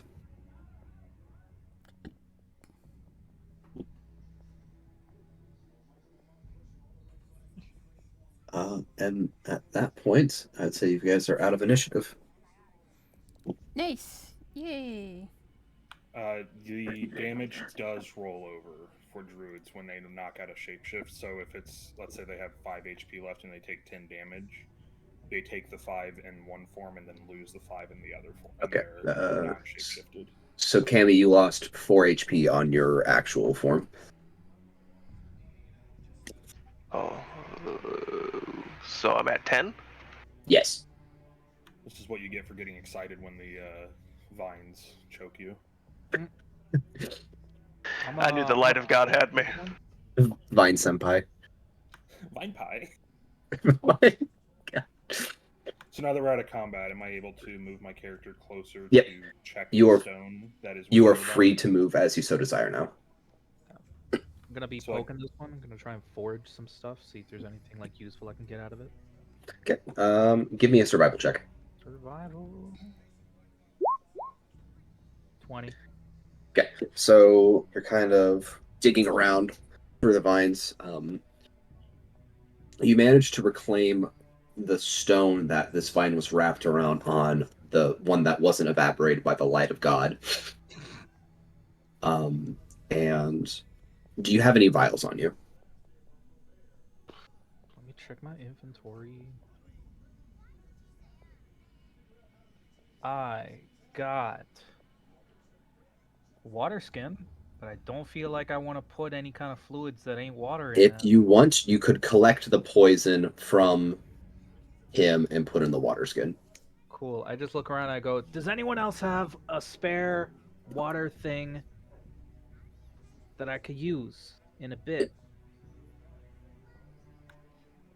Let me check my inventory.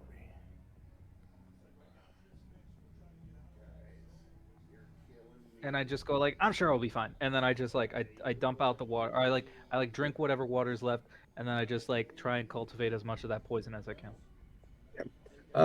You get enough that you could dip your arrows into it 3 times. Or you could sell it for whatever poison goes for on the open black market. Kablamo. And I go like, Uh, guys, look at this stone. It's weird. I look at the one that's closest to me, see if I can notice anything weird about it. Give me a knowledge, or give me an arcana check on the stone, Zarthir.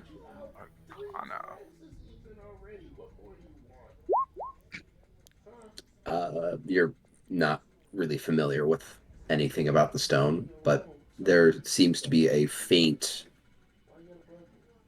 magical feeling coming from it. Okay.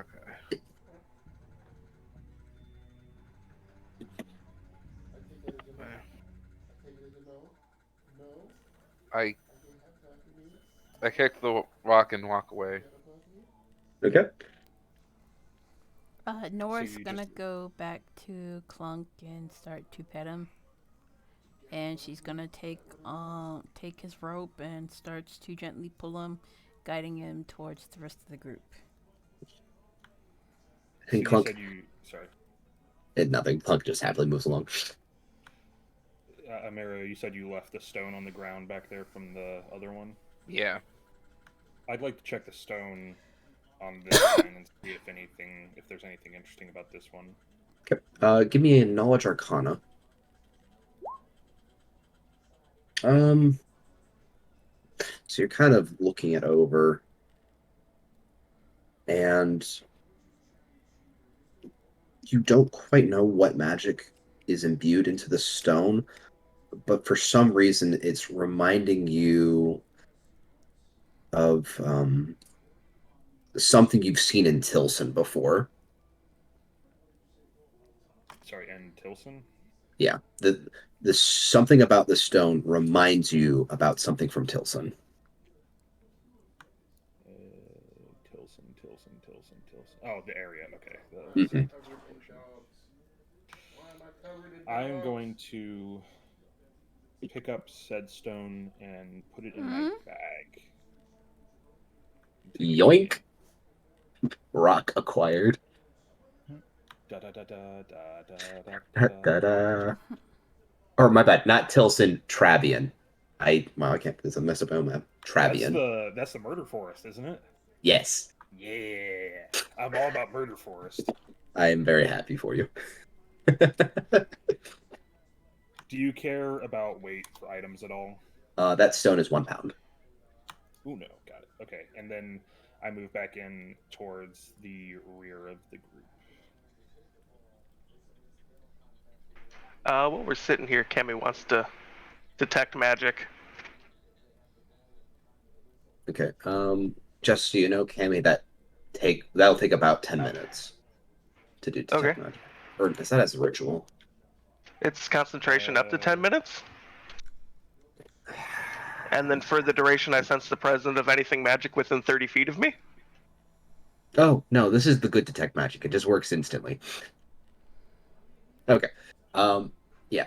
So you begin detecting magic, and there is a faint source of magic coming from behind you and a little way off into the woods to your left. I'm gonna go over here and inspect it. Because it should have like a glow on it right now, right? Yes, there is a very faint blue glow now that you're sensing the magic from it. Do I know what kind of magic it is? The duration since the way the magic experience. You may attempt an Arcana check to determine the school of magic. I know Cammy nothing. got no idea. I got something for this. Oh, thank you. Cammy's interested in things he doesn't understand. I feel like Cammy grabs it. Like social norms. Yeah. Beautiful. While Cammy is picking it up, I am going to conjure a handful of good berries. Okay. And as So you Cammy ca- walks... Sorry, go ahead. So you kind of go over, and there's actually like a small berrying bush, and you just rip a handful of them off, and before pouring some magic into them, they grow to about the size of grapes. Does Goodberry... I thought Goodberry was separate from, like, infusing food. I thought Goodberry was the one where you summoned it. Good berries should actually require berries, but again, I'm not super deep on the having components on you. Okay, either way. That's more I of a gener- thematic thing than anything Yeah, else. I generate the good berries and walk over to Cammy and say, "Here you go. This should help ease your wounds." And give him all 10. I eat good berries until I feel better. So you smash about 10 good berries, getting 10 health back, and you feel absolutely bloated. Like you just couldn't eat another bite. I'm a chunky dragonborn. You should shapeshift into a walrus or something. Something massive that shows how you feel. It could have been a bad little bear. Cammy learned he can shapeshift into stronger things, because I'm Circle of the Moon, so I can go up to CR1. As long as I don't fly or swim. I can be a giant hyena or direwolf. Oh, you could be the fun things. 1 second, be right back. Sorry. Is there anything else you guys want to do while you're sleeping? Oh, it just wants to keep going and get to that cave. Yeah, Alright. let's keep going. Good with that. Sounds like the Yep. consensus minus the person who's not here. I'm here. Cammy is outvoted, anyways. Yeah. Cammy's gonna stay back here by murder vines. I'm not doing that. Cammy refuses. Cammy's had enough of the of Be- leading the way. Being the only one that actually got hit.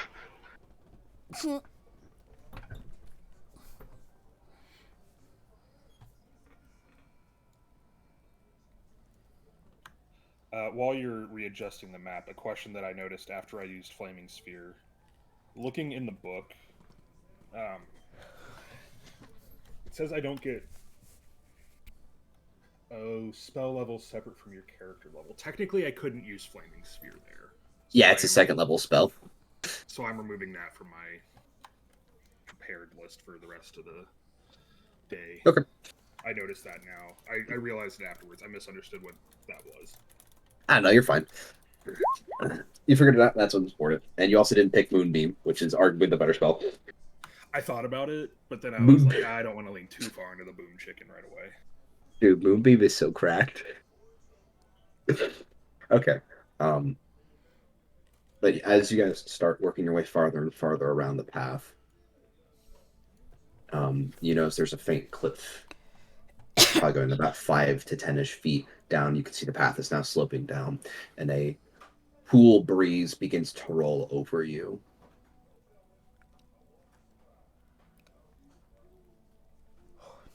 Is there any sort of smell coming from the breeze? Yeah, sure. Give me a perception check. Okay. Oof. There's a kind of like a faint musky smell coming from it. Mm.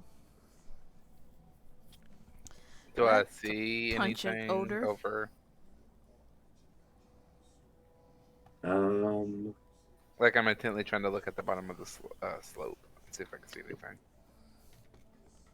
you've got dark vision to 60. Yes. So it's pretty hard to see through still a lot of brush and trees, but you can make out what you think is a cavern entrance just at the bottom of the path. Okay. I think it's just at the bottom of this path, guys. So let's go for it. Let's keep going and see what's there.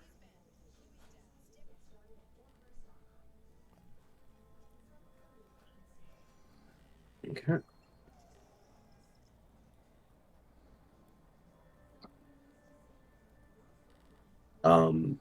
And so Thayer, as you're leading the group farther down the path, you hear a buzzing sound from 2 trees here and over here.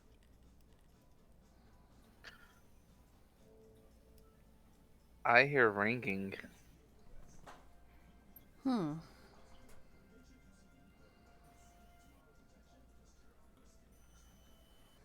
I hear something, guys. I don't see anything though. I walk over to the edge and look out using dark vision, and I'm looking to see if I notice anything towards the trees. All right. Give me a perception check.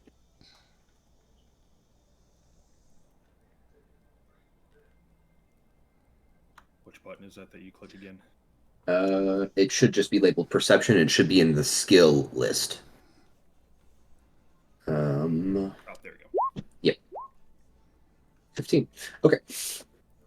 So pretty quickly after looking at the spot where Zarthair pointed out the sound was coming from, you notice there are 2 beetles about the size of like a house cat, just hanging on the back of 2 different trees that you would have had to round past to go further down. I will mark them on your map now. Chunky tree. And give me a knowledge nature check.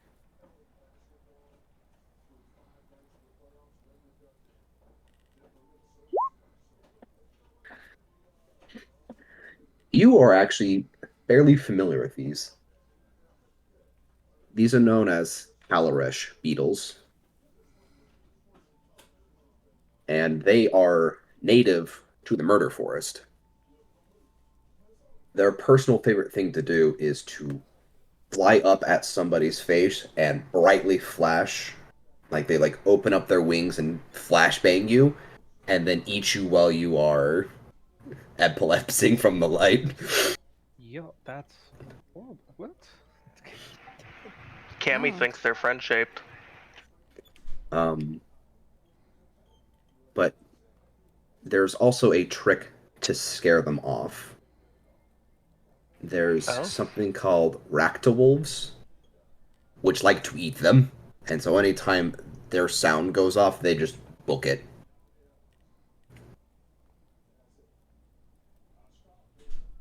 Does Cammy know how to make that sound? Cammy is not from the Murder Forest. Cammy's not. Cammy knows nothing. Does Ursha know how to make the sound? I would say you may attempt to mimic the sound with a performance check. We're fucked. Hey, That's not too awful. that's not bad. I get you- no bonuses on that too. And you kind of like take up a lot of air in your chest, kind of puffing your chest up, pulling your shoulders back. And you see faint little starlight from the beetles dripping off of them as they just fucking book it.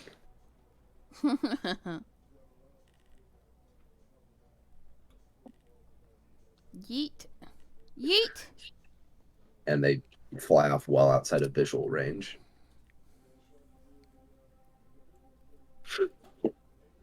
Well, let's keep going.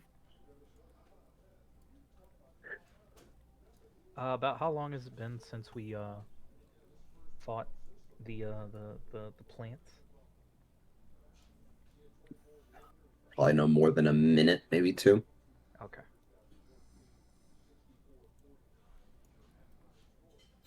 At about this point where Sarthir is, I'm gonna go. I'm just gonna like check around and look to see if there's any kind of excess strange things on the ground and stuff. Alright, I'm gonna try to peek inside the cave and see if I can notice anything. Okay. Perception. Yep.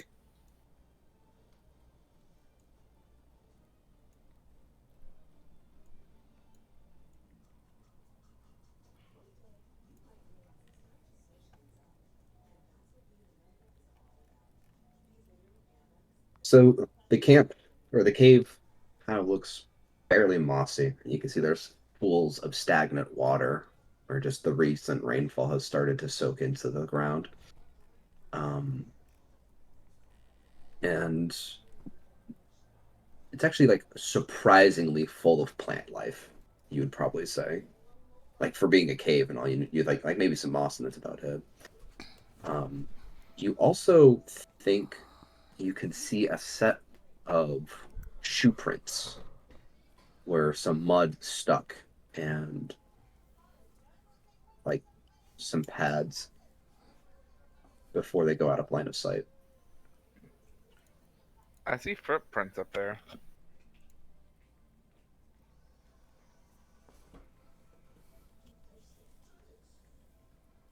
So, do we rush in? Do we want to sneak in? What do you guys think? Should probably sneak in. Yeah, Seems let's- like a let's sneak in. don't want any random vines pinning me to the ground again. Because you want them to. And Alright. Cammy did enjoy it. It's like, ooh, this is new.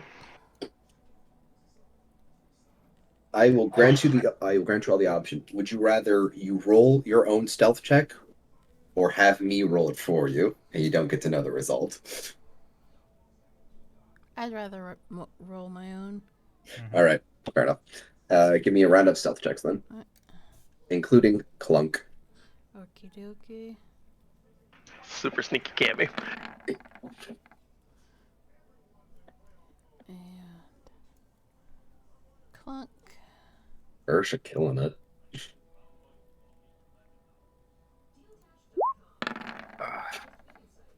Lol. I'm at disadvantage, so You got this after you. a 4. Or maybe not. It's the plate. I'm telling you. And so Cammy's a little unlucky where he like slips and like has to catch himself, and there's just a kind of like a clicking sound of his gear hitting a bit of the wall, echoing into the cave. Where Zarthir's armor is kind of just banging around, and after the thunder shock, there's actually very little ambient noise. Like you don't hear birds anymore or insects. It's fairly quiet other than the wind, so his armor is giving itself away even more than normal. Aradrin, I moved the wrong person. Aradrin volunteers to go into the cave stealthed and do a check. Okay. Nora would like to leave Clunk outside of the cave where he'll be a little bit safer. Clunk agrees to this plan.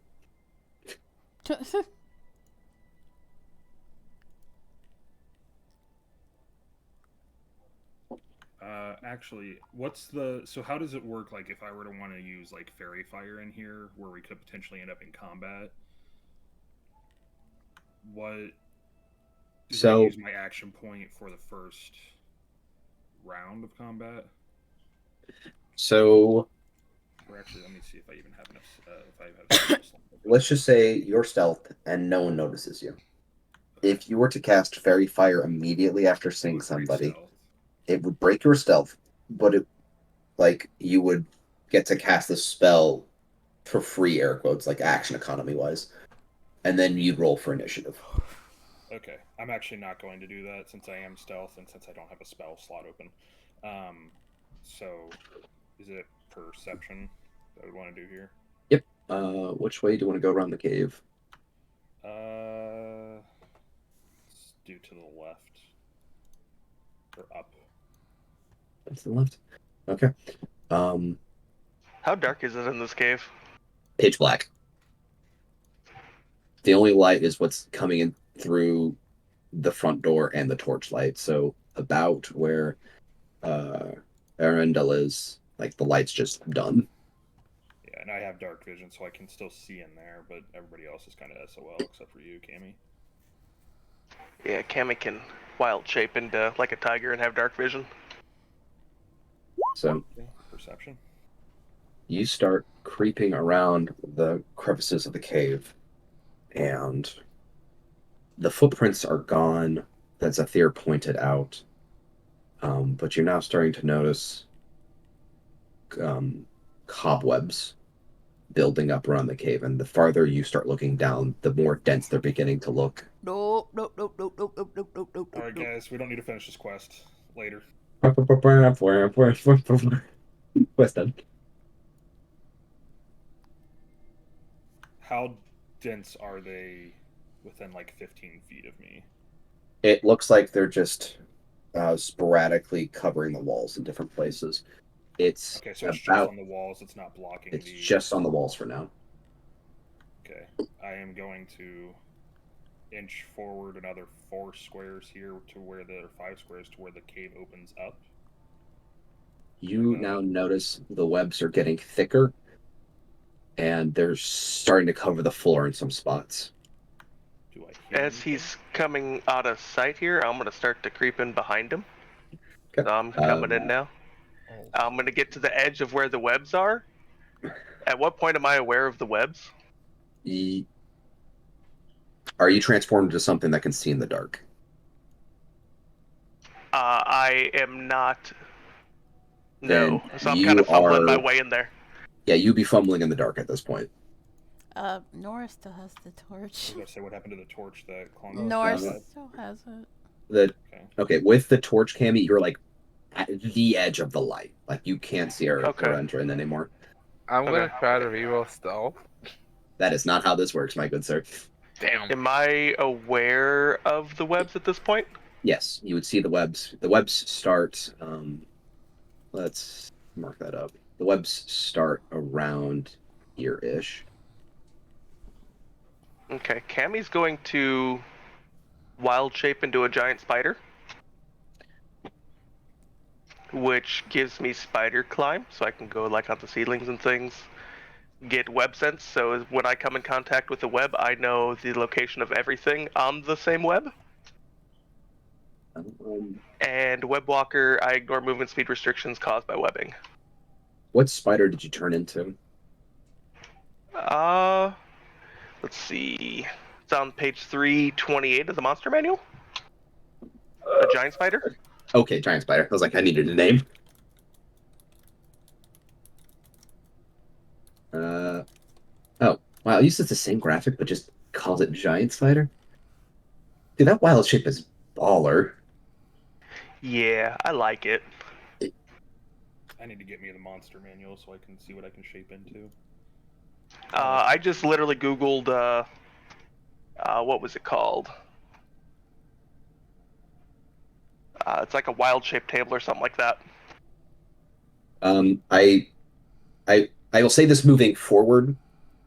That wild shape, at least for me, would be restricted to things you have seen. It's like I know Okay. dinosaurs are on the list, but like Okay, yep, that makes sense. So is it just things that we've seen in our travels together, or I would accept a couple things from your backstory as well. okay, so like the beetles that The beetles that you literally just saw, yeah, they would but count. before we saw them, since they were from the forest, I could have potentially Yeah. turned into them. Okay. So like if it's not explicitly stated in your background, you'd be like, all right, roll a nature check to see if maybe you ran across it at some point in your life. Kind Yeah, of that vibe. makes sense. Okay, I'm good with that. That's fair. So you start touching the web. Wow, web sense is crazy. I don't think he's happy about this. And you feel an absolute chunker at the edge of the web. I telepathically speak to Eridan. You might want to stop. We'll stop There in is a tracks. huge creature ahead of us. Cammy, you know exactly where it is, though. I can relay that easily and just let him know. That Oh, picture got big. ooh, yeah, picture got big. Why'd that picture get so big? Because that's his size. I feel like he knows where I am too. If you have web sense, do we know if that spider has web sense? Cammy knows there's something there. Right, but He doesn't know what that something is. But does the spider know that we're here yet? I would not tell you that. Fuck. That is the DM secret. Can I listen out to this other like path that like Nora and I are still around to like hear if there's like anything just moving about down that way? Yeah, give me a perception check, Roshi. Perception. So with my thing, that'd be a 14. Okay. So yeah, Cammy's gonna telepathically tell everybody to kind of get close. And You aren't certain, but you think you can hear something wriggling just past out of line of sight. do I feel that through webbing? I will note that and keep walking this way. Cammy would not. The spider webs don't go that far.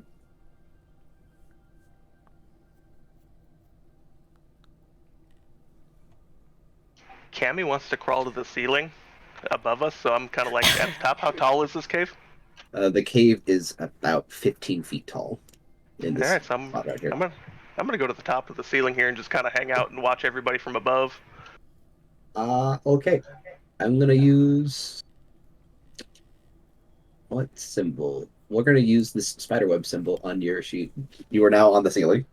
Spider-Man, Spider-Man. Unfortunately for you, Eridan, you now see something moving in your vision.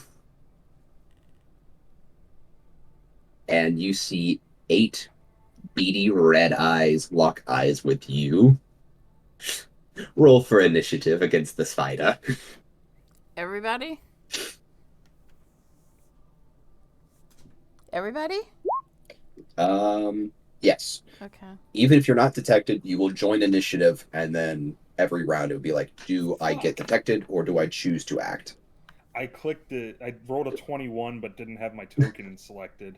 God damn it. Can I? Big yikes.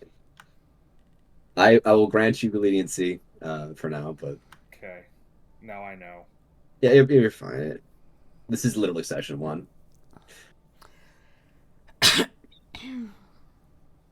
What did old cave boy get?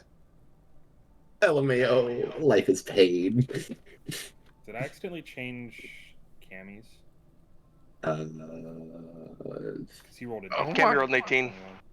God, another fucking nat 20. Fixed. Okay. Um, Thank you. Emerald, Zarthan's not actually in an initiative. You didn't click your token. Oh. That doesn't even count. Like I said, I'll let you count it for now, but I just need your person in the actual tracker so I can change the value. That's a weird quirk that I'm attributing to Roll20. That's a Roll20 thing. We've known about it for a pretty long time, but it is what it is. I get why you have to have your tokens selected. It just seems kind of silly. Oh, I agree. And with that, Zephyr, you're the first to act because you've been aware of the spider's presence, and Camby thinks that the spider's aware of your presence. Oh yeah, jingle jangle. Jingle, jingle.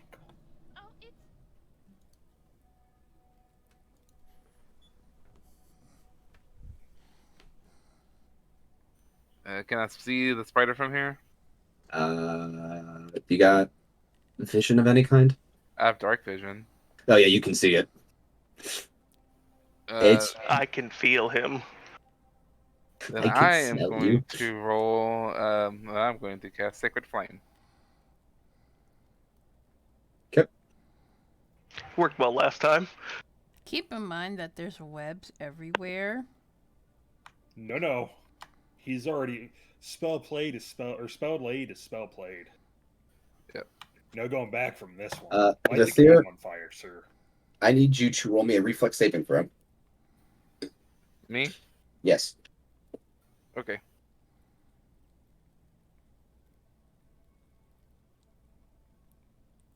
Oh God, where is it on my character sheet? Oh, saving throws aren't a thing in this edition. They're just called checks.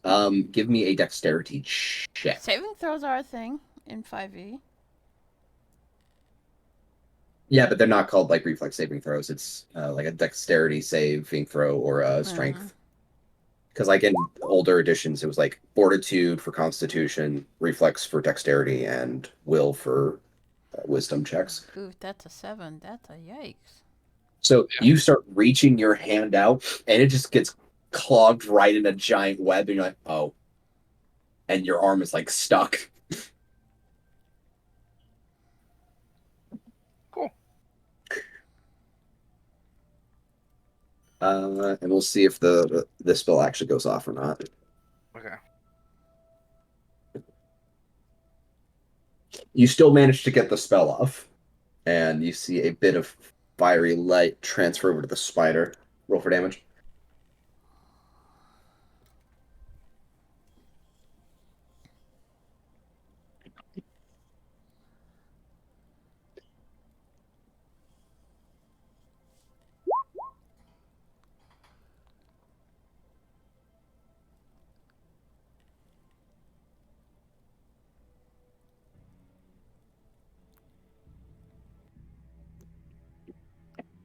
All right. And the spider briefly lights up with some holy fire before it dies away. The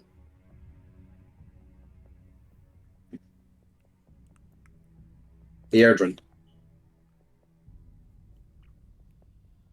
Okay. Let's see here.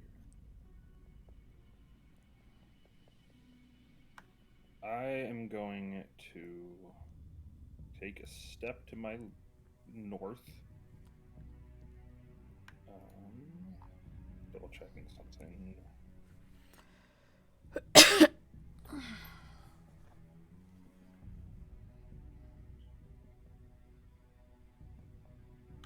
I am going to cast Frostbite on him. Okay. Roll me a reflex saving throw. Which one did you say that was? My bad. Dexterity saving throw. Okay. Yeah, you gotta talk in 5e lingo. I'm running too many editions. It's a similar problem. You start making your gestures to cast the spell, and then you like weren't quite looking above head and get one of your arms trapped above you. Let's see if the spell still works out well. And like it messes you up mid motion, and the spell just fizzles in your hands. As now you're kind of like half hanging from the ceiling. Oh no. Okay. Cammy. I'm gonna chillax here. So right now, Cammy can move freely in the webs. The webs do not matter. Correct. You I can am also on the sense ceiling. Airdrin and Zathir's exact positions. And they're stuck right now? Yeah, you can feel them wriggling in the web. Can I sense how stuck they are based on the wriggling? They're stuck. Like the stuck? Stuck. So Cammy is going to move about here. And I'm going to use my giant spider ability web. Ranged weapon attack, +5 to hit. It's got a 30 to 60 foot range. One creature on hit, the target is restrained by webbing. As an action, the restrained target can make a DC 12 strength check, bursting the webbing on success. It can also be attacked and destroyed. It's got an AC 10, HP 5, vulnerability to fire damage, immunity to bludgeoning, poison, and psychic damage. Okay. Fire off that web. So that's fired. What do I gotta do? You have to make a range attack roll. So roll 1d20 and add 5.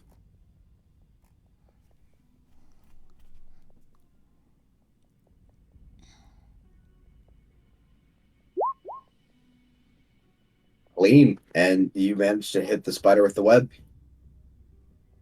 I like it, so he is the stuck. He is the stuck. I like him being stuck. Let's see. Do I have any other actions can I do since I'm like right next to Iridan? Can I? That was your Can I get him action, loose? was to fire the web off. Okay, so that's basically where I'm at then. I don't think I can do anything else. Yeah. And you regained the use to fire the web off again next turn. Is it next turn? Yeah, there's a recharge effect. Okay. So if you don't hit the recharge number, you can't do the action again until you roll recharge. Okay. Yeah. Okay. All right. I'm just In gonna the dim go- torchlight, those two are now kind of stuck in spider webs.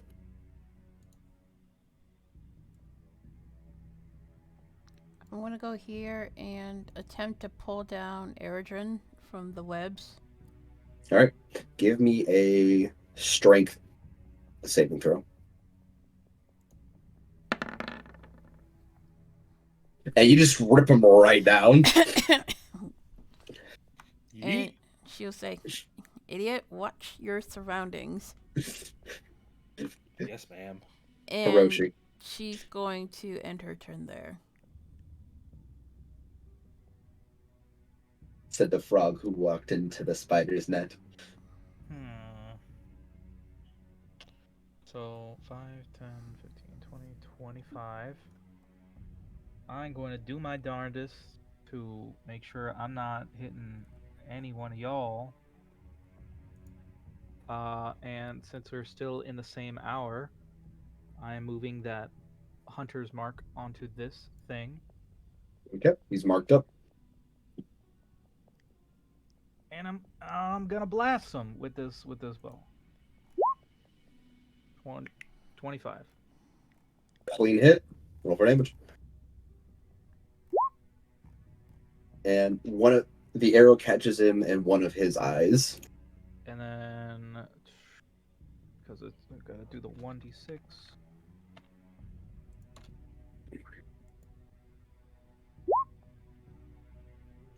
Instead of 12. Okay. And I don't think I have anything else to do except panic.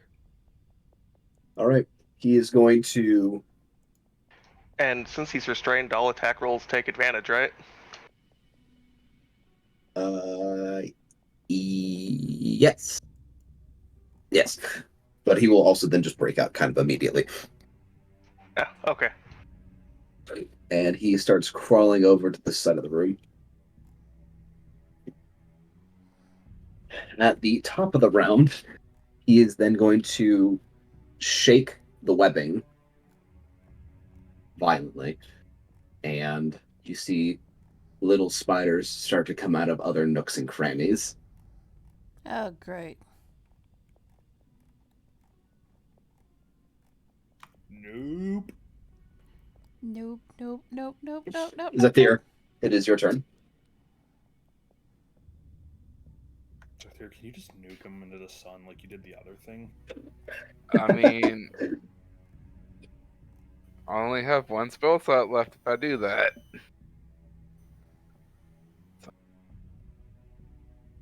What do you mean?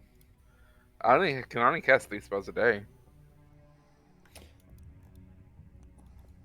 Well, 3 level 1 spells and all of the cantrips.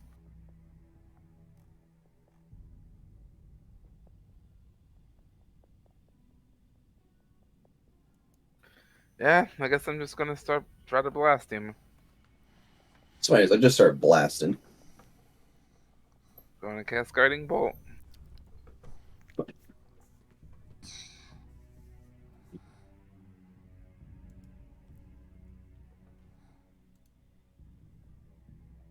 Tell me what you got. Another clean hit, but this time no crit. 46. Oh.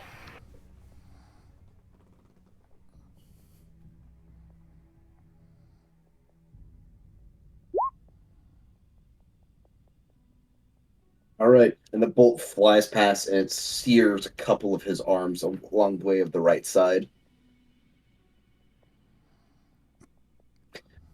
Eredrin. Okay. I am going to try to cast Frostbite again. Good luck. So I need to do the dex check again. Mm-hmm. Don't fail me now. And you're good.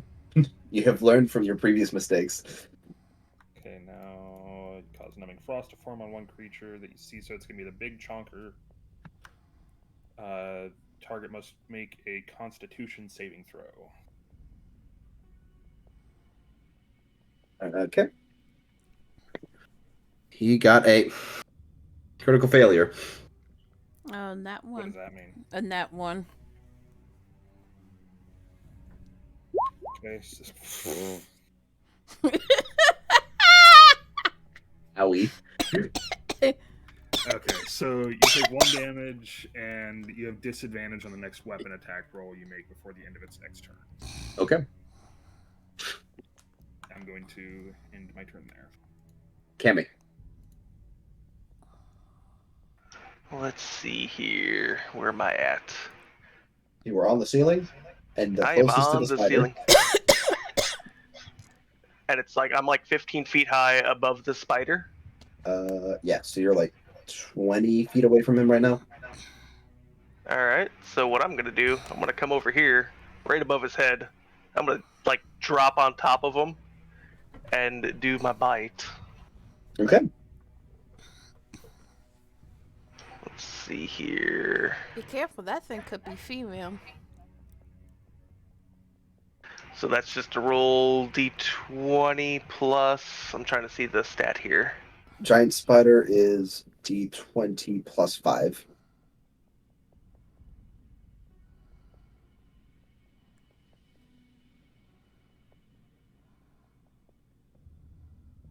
Do you have the sheet for it, or do you want me to send it to you? I got it. It's just on another screen. It's difficult. Yeah. It's plus 5 for this. And Okay. you try and bunch down, but the spider's carapace is a little bit stronger. Oh, alright. I guess I'll Nora, just hang it. Okay. what you got? I would like to rage.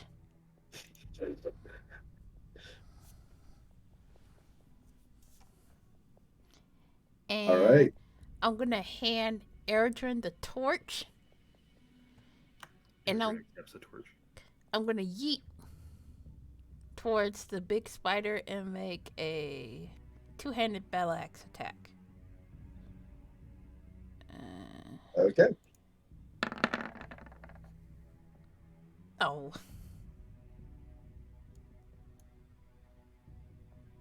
Does that hit or no? You don't have advantage, right? Hold on, let me check. Da-da-da-da-da. Because I don't think this is a reckless rage. Isn't she technically flanked? Flanking is opposite corners. Oh.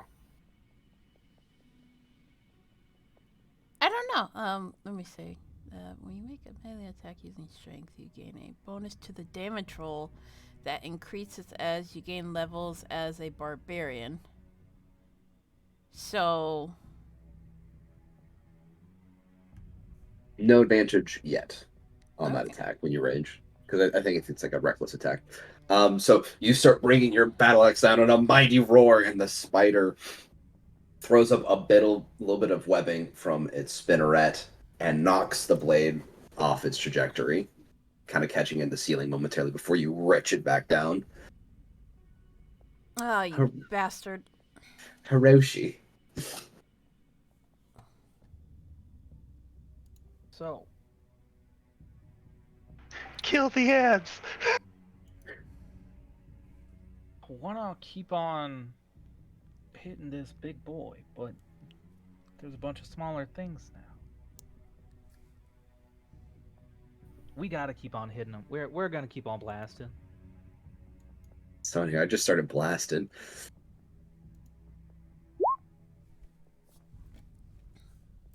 17. Yep, the arrow manages to punch through a weaker spot between some of the limbs. Wowza.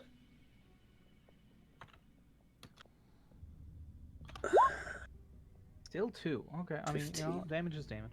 4, 26. Hey, that's a consistency though. Oh yeah. He then tries to bear down his fangs right on top of Nora. But I have disadvantage from the icy blast. Does a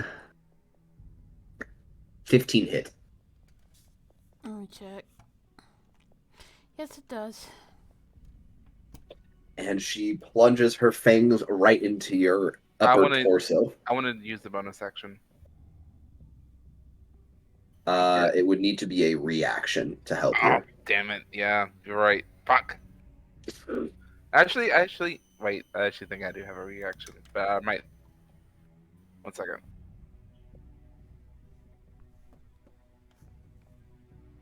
The spider waits patiently to pump her full of blood. And by blood, I mean poison. Oh, I'm not within 5 feet. Never mind. Okay, poison time it is. And that is 11 points of piercing damage plus 2 poison. And the littler boys come a crawling.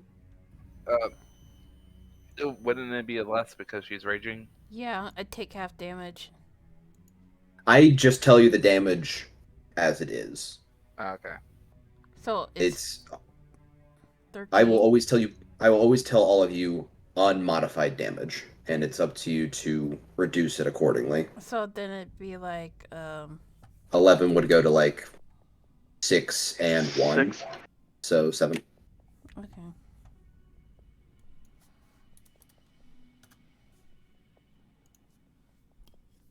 And one spider's going to try and bite Zathir. That is a 15. That does not hit, but I want to reaction Wrath of the Storm. All right. What's it do? At level 1, I can rebuke attackers within 5 feet. Cause a dexterity saving throw. If they fail, they take 2d8 lightning damage. or That half- is half as much of it successful. That is a 15 on the save.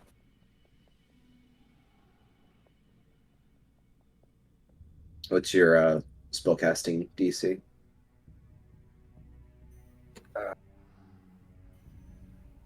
14, so it means So he it's saves. half. All right, how much damage?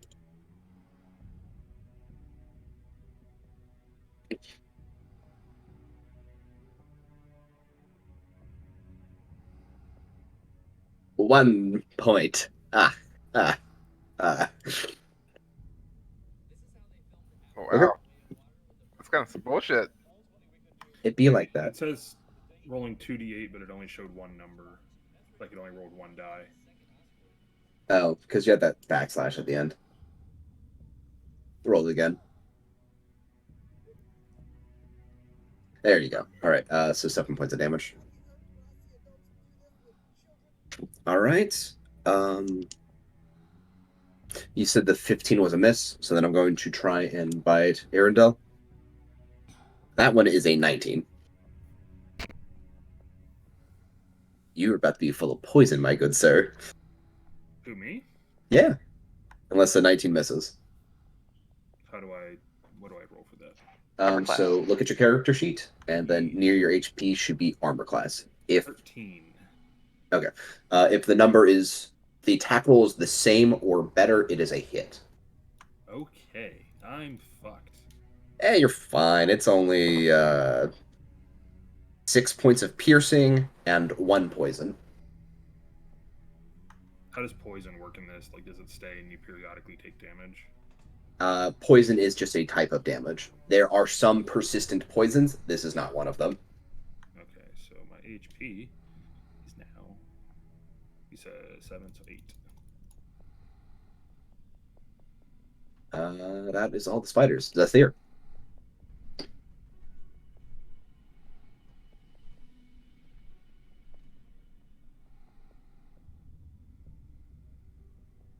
Let me see.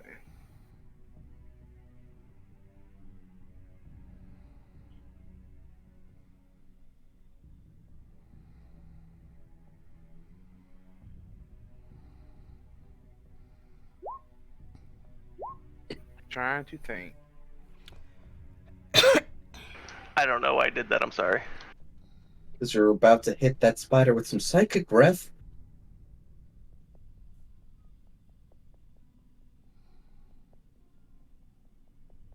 A spider with psychic breath. That's fantastic. Okay, so this is either going to go really badly or really good. Wait, can you use your breath while you're polymorphed? Or not polymorphed, Yes. wild shape? Yes. Huh. How are you working with spells? Like, is it like just one spell a turn? Unless otherwise. It depends on the spell. Most spells are either an action or a full round to cast. There's a handful that are as a bonus action. Okay, I'm going to run this by you. This is what I want to do. Okay. I want to use my spell to cast Thunderwave around me, use my Channel Divinity to make sure they all take max damage, and use my reaction to heal, my bonus action to heal Ursha. So he doesn't die from this damage. I appreciate you thinking of me.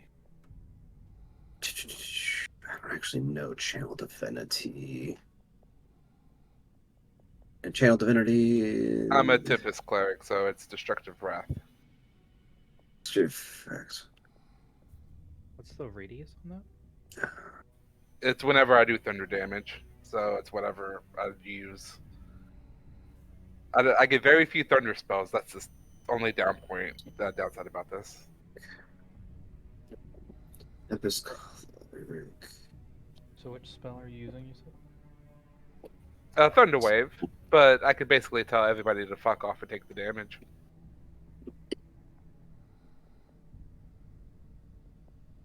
When rolling, okay. So the channel divinity just reads as like something you would burn in addition, so it doesn't look like it costs a bonus action or anything to do so. So you could move, cast your spells in action, do your reaction to heal while using the destructive wrath. I will mention before you do any of this, if you move the way you have, this spider will get an attack of opportunity because you have Yeah. left his threatened range, and he's going to bite your kidneys. No, that's fine. You can try. Okay. I just want you to know he specified kidneys. I'd watch out for that guy. The spider pulls out a little shiv. He misses though. All right, do your thing. Okay, I'm gonna do exactly what I said then. All right. So thunder wave is a cone. Thunder wave. I've never had to Google so many It's spells. 2d8, so they would everybody would take 16 damage. But thunder wave is a 15-foot cone. Yeah, on myself, so it would hit basically everybody. Thunder wave? I thought it was a cube. Yeah, it's a cube. So Oh, thunder wave is a cube, and you're going to. Oh. yeah, it's gonna suck. It's gonna be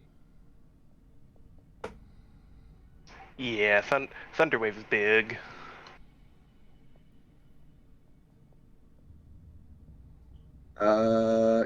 Yeah, you're gonna hit a lot of people with that. yeah, and I'm gonna use my reaction to heal Archer. Oh shit! It would knock out Nora Just too. about everyone else. Yeah, I don't know. You made me hit everyone for a truckload of damage. It is a powerful spell. This is gonna be the shortest campaign known to man. Ugh. Fuck. No, please go ahead. Next week on our campaign, we're going to have another group that's coming to save a donkey of legend stuck outside a cave. Clunk just munching on some grass, hearing the screams of everyone on the inside. Also, Yeah, just he's for got ref- his straw. He's fine. I'm pretty sure, just so we're aware, I'm pretty sure this is a 15-foot cube, meaning it's just a 3x3 space. Yeah, not a 15-foot radius like a fireball.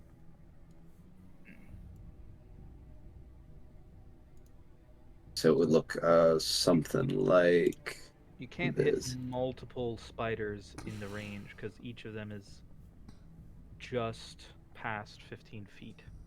That would be your cube if you centered on self. Can I move it? I mean, you can move it. I don't know what the spell's range is. Self. Self. No, Spell range I itself, want yeah. to put it around me and see what it does. It would hit you and Nora.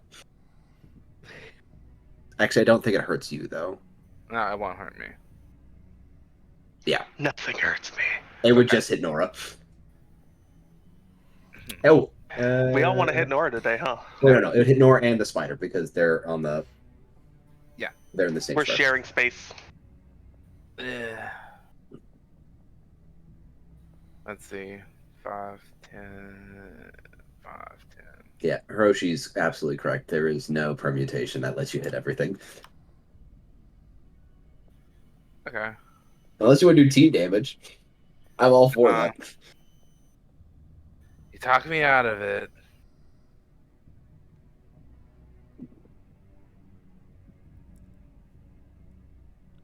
Trying to be all fancy here.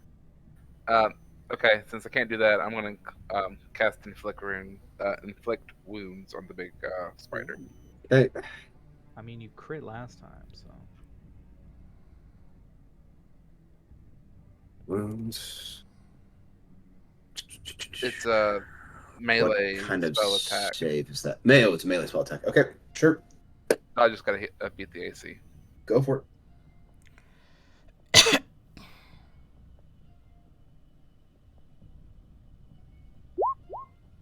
Nope. So you start channeling negative energy in your hand and go to reach out the spider before it quickly withdraws one of its limbs that you're about to touch. Righty. Eradrin. Iridan, wow, I butchered that. No, there's an R there. Oh, okay. Anywho, it is your turn. You watch Zathir fail to caress a spider with his evil hand. That sounds so fucking weird, bud. It's accurate. I mean, yeah, it's pretty Unfortunately, accurate. it is. Yeah. Bu- bu- bu- bu- bu.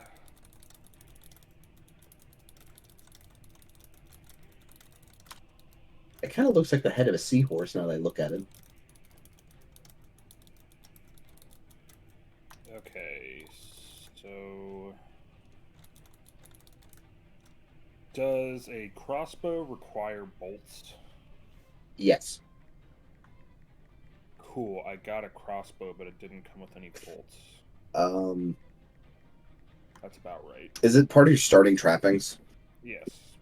Yeah, we'll call it. It came with 20 bolts. I probably did, so we'll just call it 20. Okay.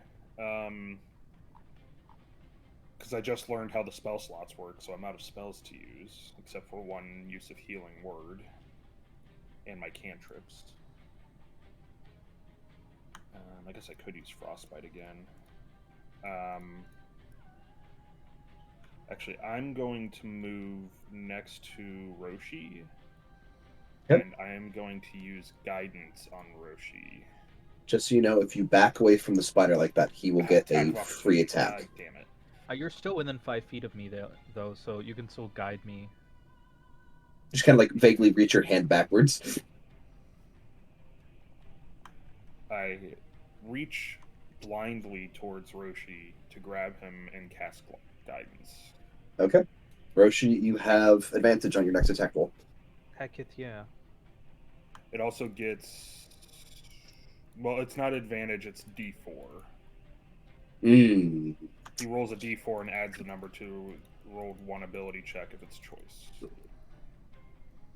Until the spell ends, which is a concentration up to 1 minute. I'm thinking of True Strike. Yeah. Yeah, no, you're right. So Roshi's next That's stability. crossbow hit will probably be pretty good. Hopefully. Oakley Oakley. Cammy, your go. Cammy bites. Cammy bites. Roll for damage. Oh, giant spider damage is. Where'd it go? That's the wolf. Where's the spider? Giant spider hits for 1d8 plus 3, plus an additional 2d8 poison damage.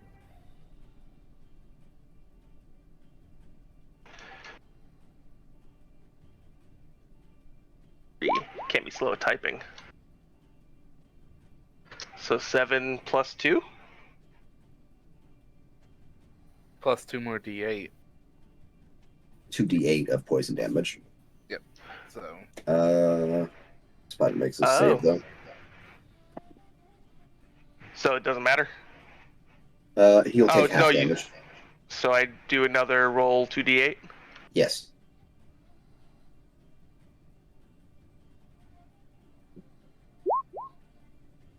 Okay, so the spider takes 13. And it hisses out, turning its head to you. Nora. I'm excited. Where was it facing before? It was facing Nora as it had bit her in the torso. Okay. Okay, and it's still facing Nora. Yep. Okay. I'm Do attacks of going. opportunity. Sorry, do attacks of opportunity count for us as well? So if a spider turns its back. The spider would have to. So, you, if you have a melee weapon, have a threat range of 5 feet around you. So each square around you.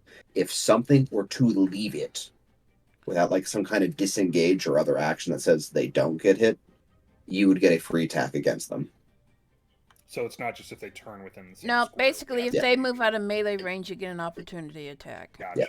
Okay. There are some asterisks, but don't worry about them. All right, I'm going to attack, and then I'm going to use reckless attack, There we go. and then let's see here.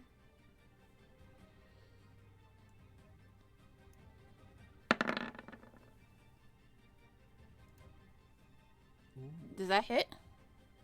23 hits. Okay, and then I'll roll for damage.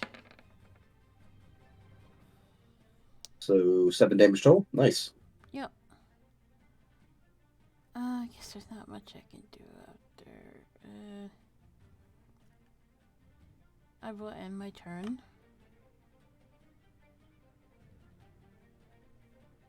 Hiroshi. Said it was 1d4.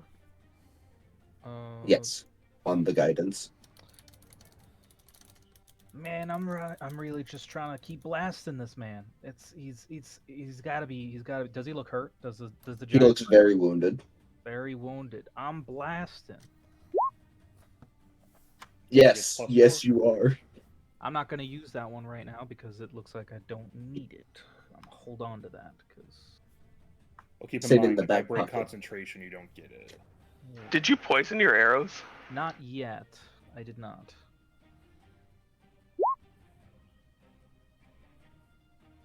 Ten piercing damage. And then And you, like, the shot just goes through, breaking off one of his front legs. +6 as well. And the extra damage from the Hunter's Mark is enough to put him down. As the spider collapses under its own weight and fatigue. I go smash that bug. Oh my god, I hate you. Alright. Let's see. it's What did over they the want other to two. do? 60. The two of them that immediately decide to just piss off, running back to where they had come from through the walls. You may attempt an attack of opportunity. Iridium. Aerodrome. God, wait. Yeah, Aerodrome. Sure. So Hey, if you want to bonk the spider. I want bonk. I want to feel like I contributed because I feel like I haven't contributed much this fight. So I have. How do I? Okay, so I have a dagger. I have So- a quarterstaff. Sorry, I have a quarterstaff. So you should just be able to hit the quarterstaff because the bonuses should be plugged in already. So just click the quarterstaff text. It's in the item name, so it's just. Oh, is it not set up as a weapon? We can handle that later. Okay. Oh, okay. Yeah. I see what you're talking about. In the Yeah. attacks and spellcasting. I don't remember the exact stats for a quarterstaff, but it should Don't be worry like about a it. I'm not that worried about it because they're fleeing anyway. should be a so for you. I think it's 1d20 plus 2 to bonk them with the stick.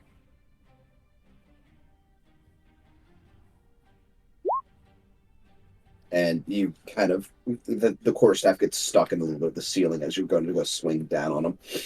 Fuck that! I didn't want to hit him anyway. Okay, and with that, all combatants have disengaged or are dead, so we're out of initiative. With the light sources still present, I'ma walk over to this big boy. I'm gonna do the same thing. I'm gonna try and harvest some stuff.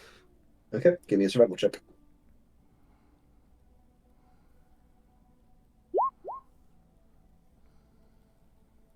That's not advantaged, right? Let me see. I shouldn't be. I think it's just the first roll, which Yep. make it 13. Okay. You start digging around, but you notice the venom glands had actually been pretty busted up. But you do get to get out a roll of silk from it. It's like a quarter of a pound. I just look at it for a while, and I'm like, this is cool, but what the heck? These aren't shadows.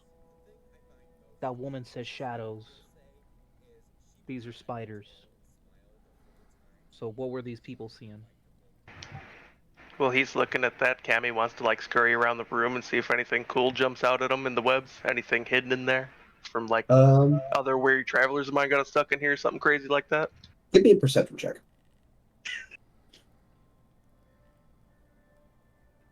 Where did it go?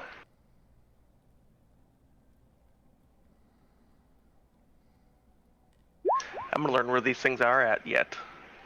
God damn, that is an impressively low perception check. That was in that one. Especially when it's a +7. Oy, oy. As Yeah. you're kind of scurrying around the web, there's like a faint feeling, and you find a single copper coin that's been lodged in the web. Ooh, I am collecting that coin. Not telling anyone about it, are you? Nope. And you split one copper 5 ways. You don't. You I'm can going buy to some use new my hay. healing word on myself. Yep.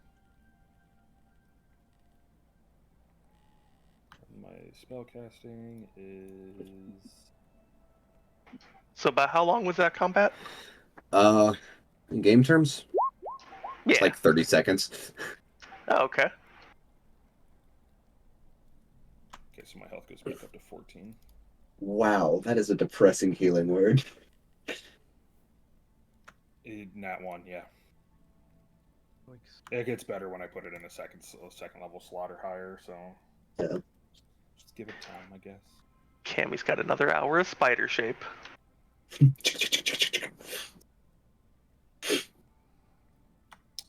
Hey, Nora, how does Clunk feel about spiders? Clunk stomp spiders. Yes. Clunk stomps. My toe Period. still Stop the hurts. sentence there.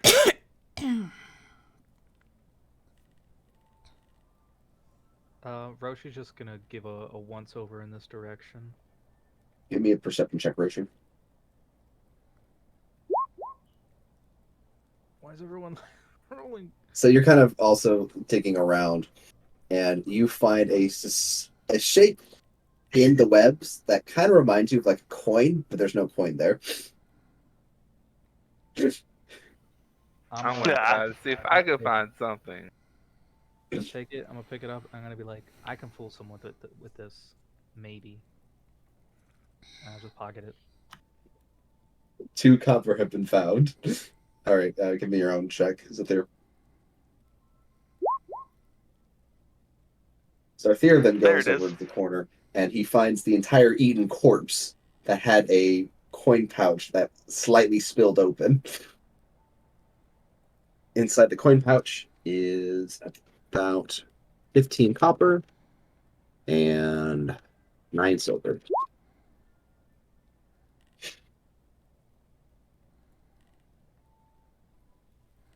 While everybody is still searching in this room, I'm going to do a stealth.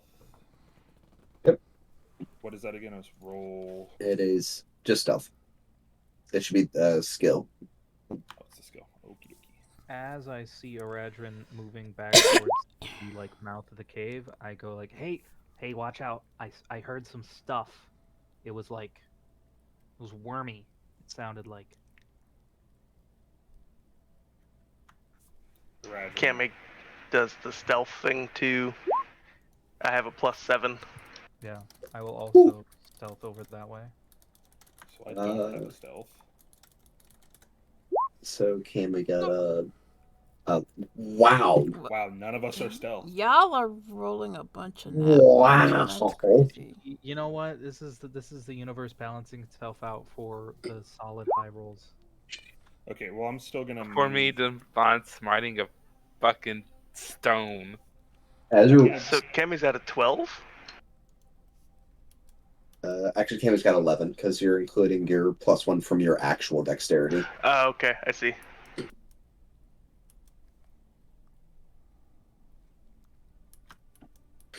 I'm going to. Do I Does hear- Cammy detect any other spider webs? And keep in mind, Cammy's going back up to the ceiling again. So as you start clambering over to this half, there's new spider webs, and there's definitely something moving in there, but it's smaller than big chungalungus that you killed in the other room. So I know where it is. Yes. Nothing that matters, I assume. I just feel like this is just... I'm annoyed with this movement. Stop it. It's wriggling right over there. When you say right over there... It's pulsing on the map. Oh, there it is. Okay, my map wasn't far enough down. Oh, Cammy wants to kind of like go to this corner here and see if I can perceive what's wriggling, because I know exactly what's there. Like I know there's something there, You and I pop have the around the dark vision and corner, all that. So and there is a pig a pig. that absolutely wrapped up, just like wriggling around. The only thing that gives it away as being a pig is you can see two pink little hooves sticking out from the cocoon he's stuck in right now. Where's the cocoon? Right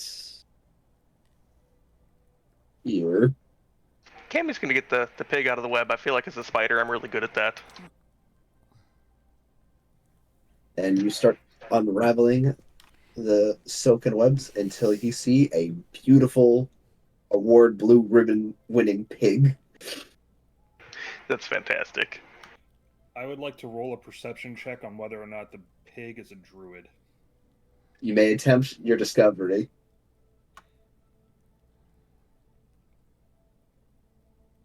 He does not seem to be druidic. Fuck. Sorry. Cuss. Nutter butters. I'm gonna Uh. find a good list of words to use. She's going to pick the webbings off the pig and gently pet it on the head.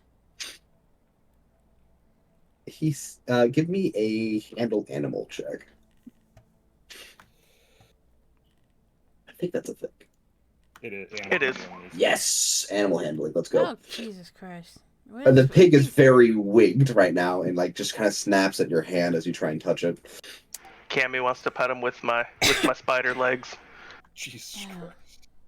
Christ. Really slow and creepy. Attempt an animal handling check. You, Jesus Christ.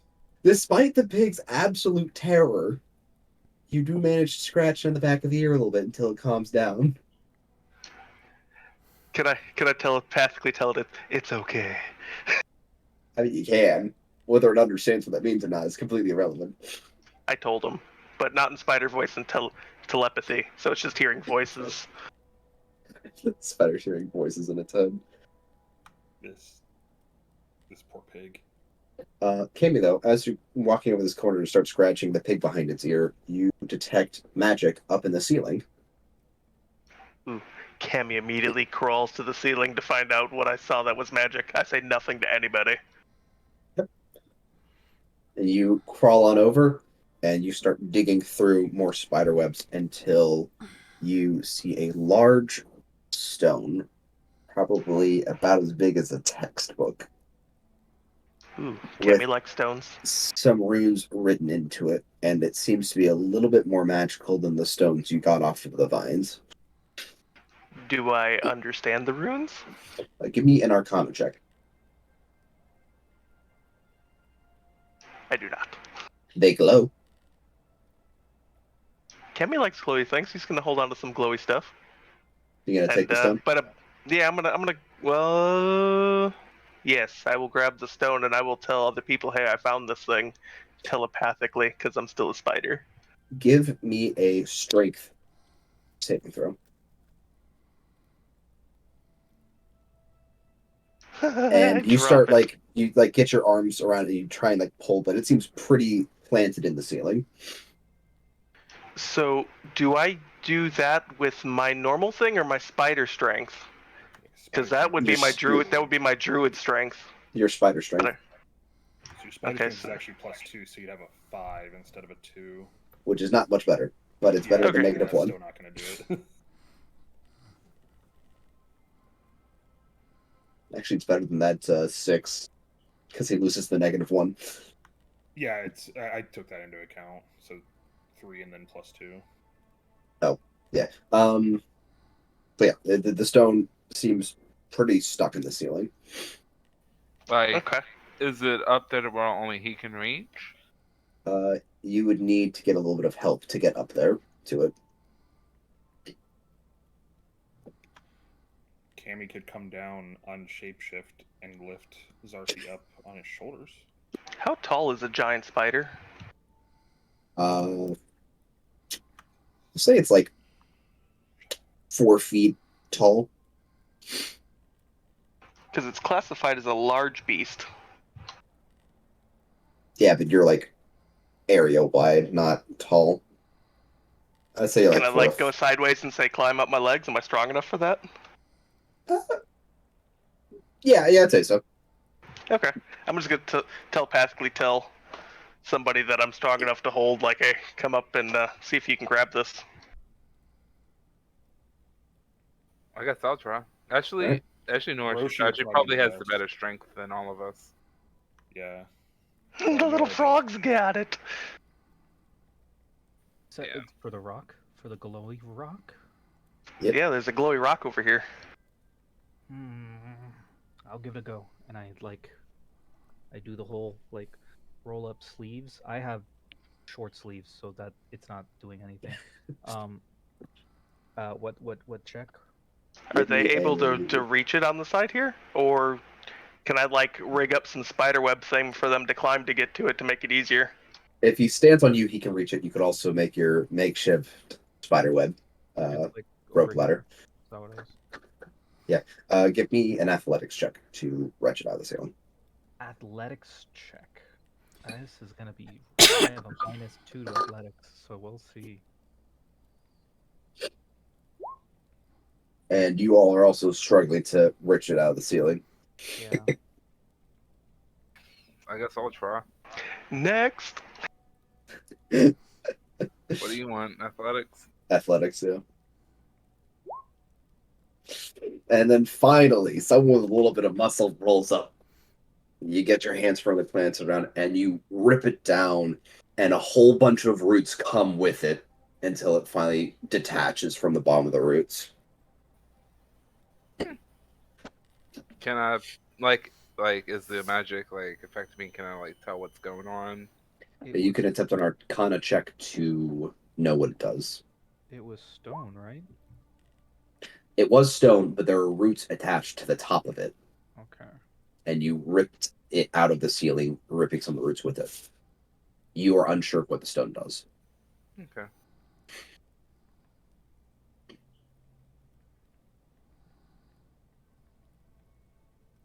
It glows.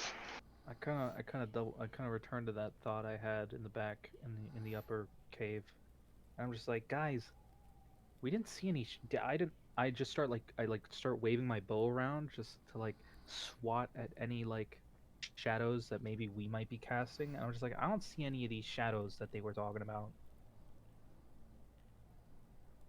Can I coax the pig up on my back and just have him hang out with me? You may attempt another animal handling check. Come with me. The pig is okay with staying on the ground. Oink. Oink.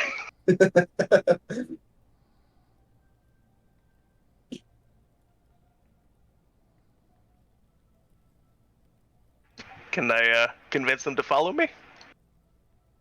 I'll let you try one more time.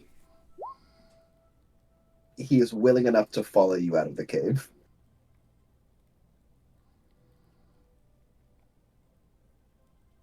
Alright, heading out over to Clunk.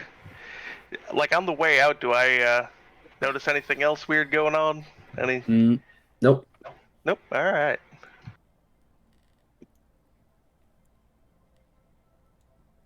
And everyone's back outside. It's still pretty dark. You know, you probably put it at 11 or maybe 12 now. I hand the torch back to Nora so she can choose to carry it or hand it to Clunk for the journey back.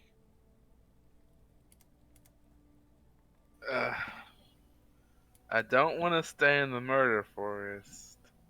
What You're about not in the murder forest. This isn't the murder forest. You would be dead. This is an inconvenient forest with lots of spitters. what about that guy? Are we Oh, noticing the- any change that are going on out here? Like, from the time we went in to came out? Everything's the same? No more scary beetles? Nothing crazy like that? Can we give me a perception check?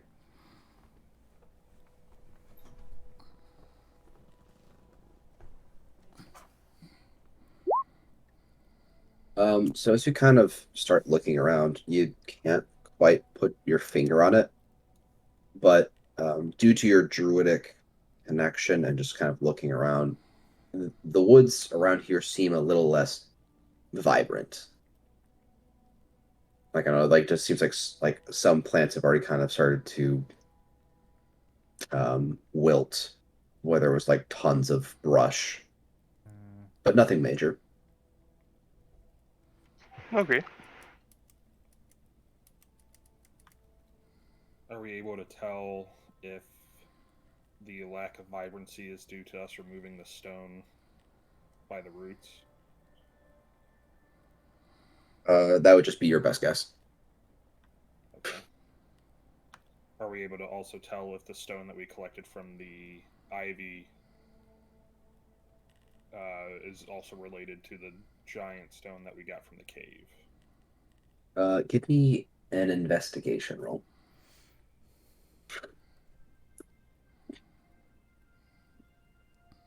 The two, while you're not super clear on the magic that's actually happened, do look related. Okay. And the something that actually catches your eye is the penmanship used to chisel in the runes onto the stone looks identical between the two stones you possess. The chunky rock is also 5 pounds. Chunky. Okay. Is the woods reacting to the pig in any way? No. The pig is just happy to be out of that cave. I'm happy that it's following me while I'm a spider. All right. And I think that's a good place for us to call it. You guys are on your way. You have a pig. You have some weird rocks. It's also 12:30 here, so I'm Oh, gonna wow. That went by quick. yeah. In the future, I mean, I let the time pass myself. I will probably want to call these like around like 11:45 or something, Agreed. Easter Standard Time. mhm. But yeah, Yeah, good well, first session. yeah, it's our first session, and getting used to combat takes a while. So, Yeah, but there's a lot to. I feel like I already have a much better handle on it than I did. Which is yeah, awesome. I need to set up those stupid like attack thing. I feel like I fucked up on the cantrips I took. Which were your I sh- cantrips? Like I should have taken Shillelagh instead of like guidance or mending. Shillelagh is pretty helpful, and Yeah, I didn't realize that it was like one of the main abilities for a druid to have physical attacks with because it gets rid of the need for strength. Mhm. But now that I understand how the roll works, I guess when we hit level, I think I can get another cantrip at level 4. So Circle the Moon makes me a tank. yeah, Uh, another cantrip comes in a druid for 4. yeah, just having tons of free hit points is crazy. I'm excited for when we start getting to the point where we like start doing short rests and I'm able to recover use spells that way now that I understand how that works as well. Nice. So if I have 3 use spell slots, or if I have 3 spell slots, Yep. can you load all 3 of them up with the same spell to get like 3 uses of that spell, or how Yeah, does you that can Yes. work?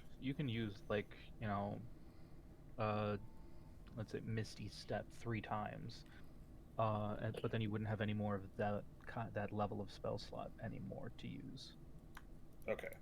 Yeah, I misunderstood that before. I thought if you had it prepared, you could use it like So as many times, but that makes a lot more sense now. yeah, you prepare your spells per day, and then you can cast any of the spells you prepared in any amount, so long as you have the spell slot available to cast it. Gotcha. Okay. If I And remember right, isn't Druid the one that has pretty much everything Um, prepared? basically, Druid and Cleric are the exceptions to the rule. So I would need to reread your rules because I I think think it you has only everything know. prepared. Well, I think it's I think you everything. prepare everything, but you don't know everything. But I would need to just reread the rules on that one. I don't know off the top of my head. I may have misunderstood it, but I think anything that's considered a druid spell, you know. Right, and then it's just If you come across another spell and you have the opportunity to learn it, but it's not a druid class spell, you consider it a druid spell. So you can learn Like, I think you Fireball get the if you number wanted of to. spells based on your wisdom, and you get to pick any number of druid spells of that level to kind of know, is my understanding. Fireball is also technically a druid spell now too, since they added the Circle of Wildfire. Okay.